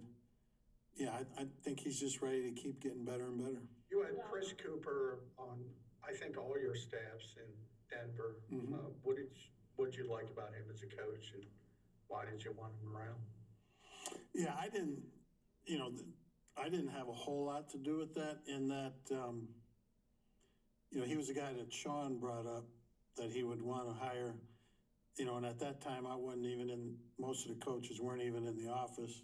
Obviously Nick was, he was. Oh shit, that's news though. I ain't know he worked with him in Denver, but I ain't really, outside of him coaching, I ain't really dig into the pause. I ain't really get into too much details regarding the Broncos tenure with him. Interviewing 20 guys. And then when they got down to where it would look like they could, want to hire him or get close, they realized that I had him for 3 years in Denver. They gave me a call about him. And I think Coop's an excellent coach. He did a great job for us in Denver. Worked under Mike Munchak there for a good 3 years. Went on to Minnesota as the head line coach. I thought did a good job there. I have the utmost confidence in Coop that he'll do a great job here, and I think the players will like and respect him. I don't see any issue there. Christian Barker leaving what made Joe Casper the right logical choice as defensive pass game coordinator, and then similarly with Mike Pellicer coming in as secondary. Defensive pass game coordinator? Whatever, defensive pass All these titles you guys see around the league? Pass game coordinators, run game coordinators. And there's many more. Assistant head coach, associate head coach, this, that, and the other. You know what those titles mean? About as much as this bottle of water is gonna mean. Hey, I ain't gonna lie to you. One thing I fuck with Fangio about, Fangio keeps shit real. That's why I fuck with Fangio. I'm saying, at the end of the day, I ain't like to hire. I ain't gonna lie to you. I ain't like to hire in the beginning. But one thing I love about Vic Fangio, he keep that shit real. He don't sugarcoat. He don't bullshit nothing. He said, yo. He said, you don't miss me. I love Fangio, dog. Like, I was a great coordinator. Like, yeah. But I fuck. That's why I fuck with him, bro. Joe was with me in Miami. When I came back here, he came with me. Done a good job, so he was the logical choice just to move up and have the utmost confidence in him. Going back to Reed, he said when he met with us that he wanted to do a better job of controlling his emotions. We've seen sometimes where he had lapses where he get beat over the top. When you're analyzing that versus, all the positives, how do you sort of view that? What was the first part? So Reed said that he wanted to do a better job of controlling his emotions with the taunting penalties and things like that. But, your comments were you're surprised he didn't get a long-term deal. So when you're evaluating a player in that respect, what are the... Yeah, I think he'll grow out of that. We'll show him plenty of examples. I think it was in the playoff game when they had the one that was most serious and could have been most damaging. If he doesn't learn from that, I don't know how he would learn from anything else. But I'm confident he'll overcome that. It's our first time speaking to you since the end of the season. How do you view year 2 here, and what's the next step for the defense? And you always give these wide range questions. How do I view year 2? Just through the lens of the defense, in some ways I thought we were very good. Had some very, very good games. And there's the narrative out there that, if the offense could have been better, we would have had a more successful season. But we could have played better, too, on defense and in certain games. And we need to take that mindset moving forward. Not to bring it back to the potential life after football too, but as a football owner, have you talked to Stout at all about what it has been like to not be in the building? Yeah, okay. I mean, him and I live near each other. I haven't seen him in the last few weeks, but we played golf a couple times, but I haven't seen him lately. He seems to be enjoying himself. And I know he's playing a lot of golf. I don't know that he's gotten any better, but he's trying. I usually do. And I'm older than he is. Last one, you had mentioned that you, at the end of every year, you kind of think about those things. What do you consider when you think about those things? Well, your birth certificate tells you should think about it, you know, so, and I do, and then I'm always back. And I'm back. All right. All right, cool. Let's go to Jalen Hurts. Matter of fact,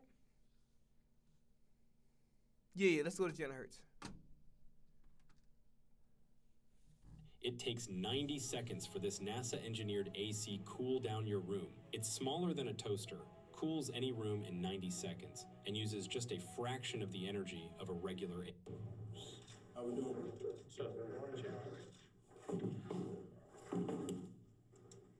What are your first impressions of Sean's offense and where you fit into it?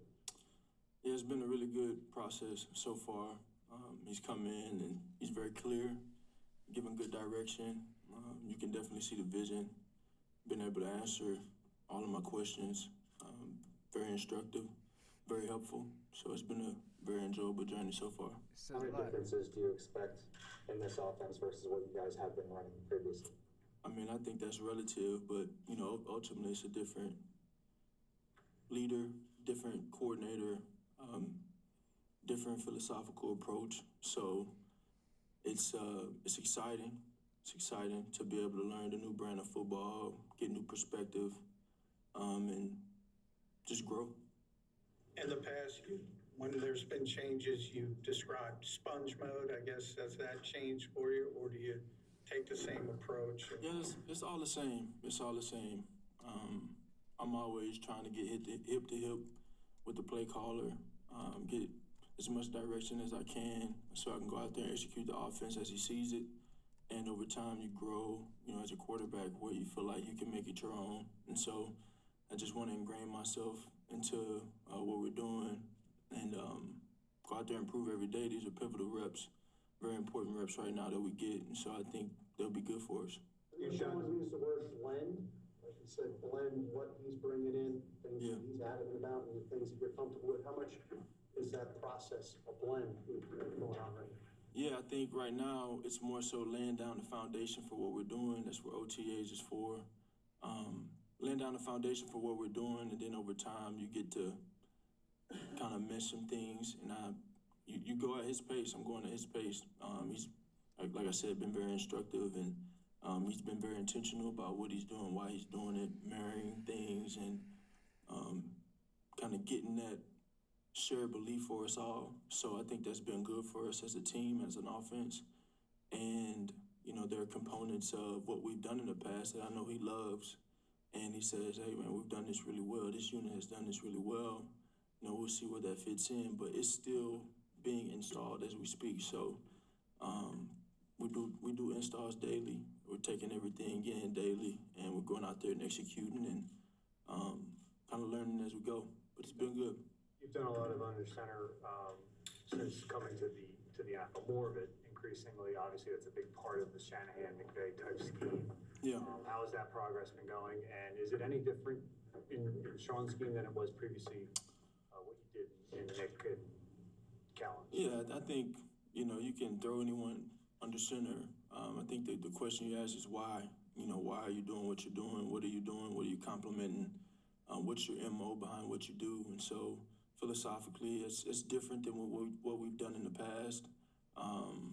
You know, I think generally speaking, in the action game, you're influencing different players, running different play action schemes, where it's a pull scheme or a gap scheme or inside zone, outside zone. So there's a whole idea, and one thing I really appreciate what he's saying, not just in playing team football on offense, but individually, and it aligns with Coach Sirianni, where he's been spitting about the cohesiveness and the togetherness and the end of the rope that we all have to hold to make sure we're all on the same page and we're being the best that we can be. You know, everybody's got to do their 1/11th, and everybody has a job, everybody has a task, and everybody has to push themselves to uphold that for the guy next to them. And so everything is connected, you know, from a timing standpoint, and we're just pushing to establish that as a unit. If AJ is traded, how would that affect the offense? How would that affect you?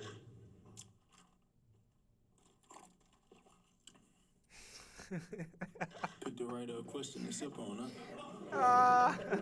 I like that. I think for us, you know, we're focused on learning the offense. It really doesn't change in terms of our approach to improve. Like that. I like that. I took a sip of water. Oh, shit, go to bullshit now. A lingering thing, but you know, nothing can replace all the greatness that we achieved together. Bullshit. Oh, yeah. Oh. Relationship with AJ in regards to Oh, yeah, one. Where are you two at? I guess. I know friendships are complicated. Yeah, nothing's changed since we last spoke. At the end of the season, we're really good, and I saw how beautiful the pictures came out at his wedding. I'm very happy for him and his wife and his family, and it's a beautiful thing to step into covenant. So I was very excited and congratulatory. What do they? I know they gotta ask the question. Maybe they don't. They probably better off not. What do they think they're gonna accomplish? Even if they did have beef, which better be like, man, fuck that nigga. So that nigga AJ always do all that bitching. And guess what he did in the NFC wild card? Not a motherfucking thing outside of drop the motherfucking ball. I mean, he was putting on his best impersonation. I thought it was Jerry Rodriguez back in that motherfucker. I thought it was Quez Wild. I'm like, what? So at the end of the day, like, what you expect them to say, even if it wasn't true, which I'm assuming it is. I'm assuming it ain't really like it's something there, but it ain't as much as people make it out to be. But yeah, like, what the hell you expect them to say? And the guy ain't stupid. Towards that. When you look at the wide receiver room, you obviously added a couple of free agents, traded for Dontavian, and also added Mekhi Lemon. What are your thoughts on like the depth of that room now, and maybe how Devontae has looked so far as well? Yeah, well, there was a time where Devontae was the guy coming in, so. That's a dumbass question. Devontae's elite. Devontae's a top 10 receiver, in my opinion, top 5. If we speaking of right now, like, man's elite. Like, it's not even that's a dumbass question. They be like, yeah, so how's Barry Sanders gonna play? Nigga, he elite. Walter Payton, like, they're elite. What you talking about? You know, I know everyone has a lot of confidence in him, and then how's Tom Brady gonna play? Nigga, the same fucking way he played last year. Unit. Ultimately, you know, I think the thing is just learning, you know, what Coach Sean is installing and the direction we're going in with him, and that's a collective thing that we all have to be bought into. And so we all have to build that shared belief and going out there and learning our jobs, learning how we want to do it, and then kind of building an identity as we go forward. Your rushing attempts last year were down. How do you sort of reflect on that? Do you think that's something that needs to be implemented more this upcoming season? Yeah, I think that's ultimately up to the direction we go in when we establish our identity and who we want to be. I always want to do whatever it takes to win. I also know that there's a element of sequencing and intentions, you know, from a play calling perspective in that, but I'm always willing to do whatever it takes. This is like an annual thing where we ask you about the new play caller, the new OC. How has your experiences here with a different guy each year, other than Shane for a year and a half, how has that kind of made this process easier as far as learning how to cope with the change? Yeah, you know, that's a twofold question. I mean, my process, it hasn't changed, you know, since college. It hasn't changed at all. I learn as much as I can, build with the coach, and see what his direction is, what his vision is, ask the right questions. I mean, it's been the same exact process, and I've learned a lot on that journey. But I do really want to become an expert at the position, and I want to grow within the position, and that's obviously hard to do when it's always changing, but that's not going to stop me from trying to be the best that I can be. So I'm just trying to grow, take in the coaching that I can so I can be the best I can be for the team. With the new scheme, potential changes that could occur, if you are under center more, there's probably less opportunities for you to run the ball, typically shotgun, because it's zone read kind of stuff. is that something that you would accept as you move on further into your career, as you see quarterbacks run less to prolong their careers? Yeah, well, I don't think that's something that I can manage.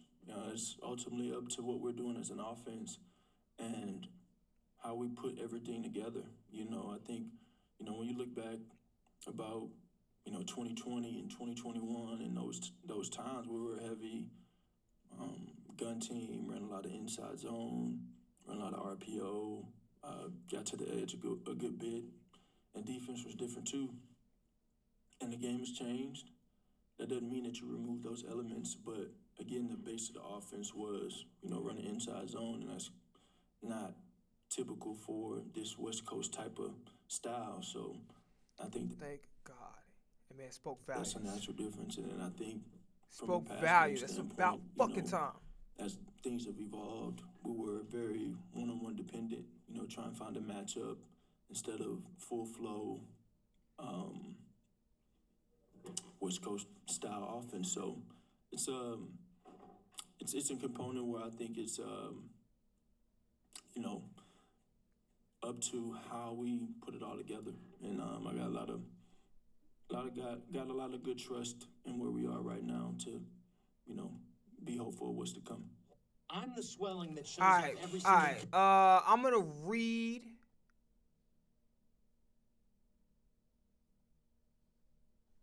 I'm going to read. How the fuck you sign out? I need to sign out of this fucking, because I was goddamn about to go react to what's the name, and now I can't because.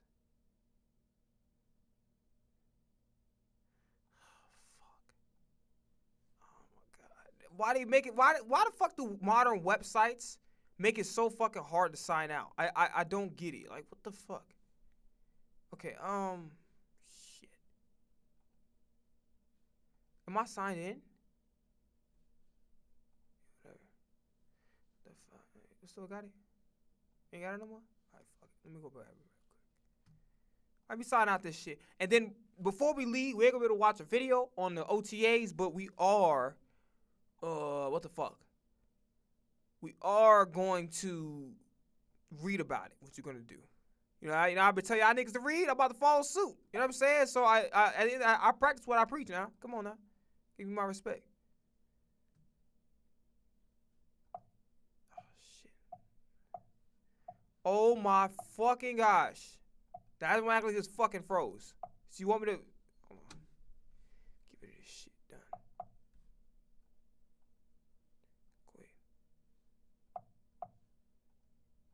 That one actually just fucking froze, son.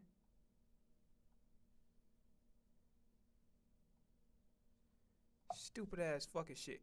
Alright, whatever. I don't know what the fuck is going on with that. It's just annoying, son.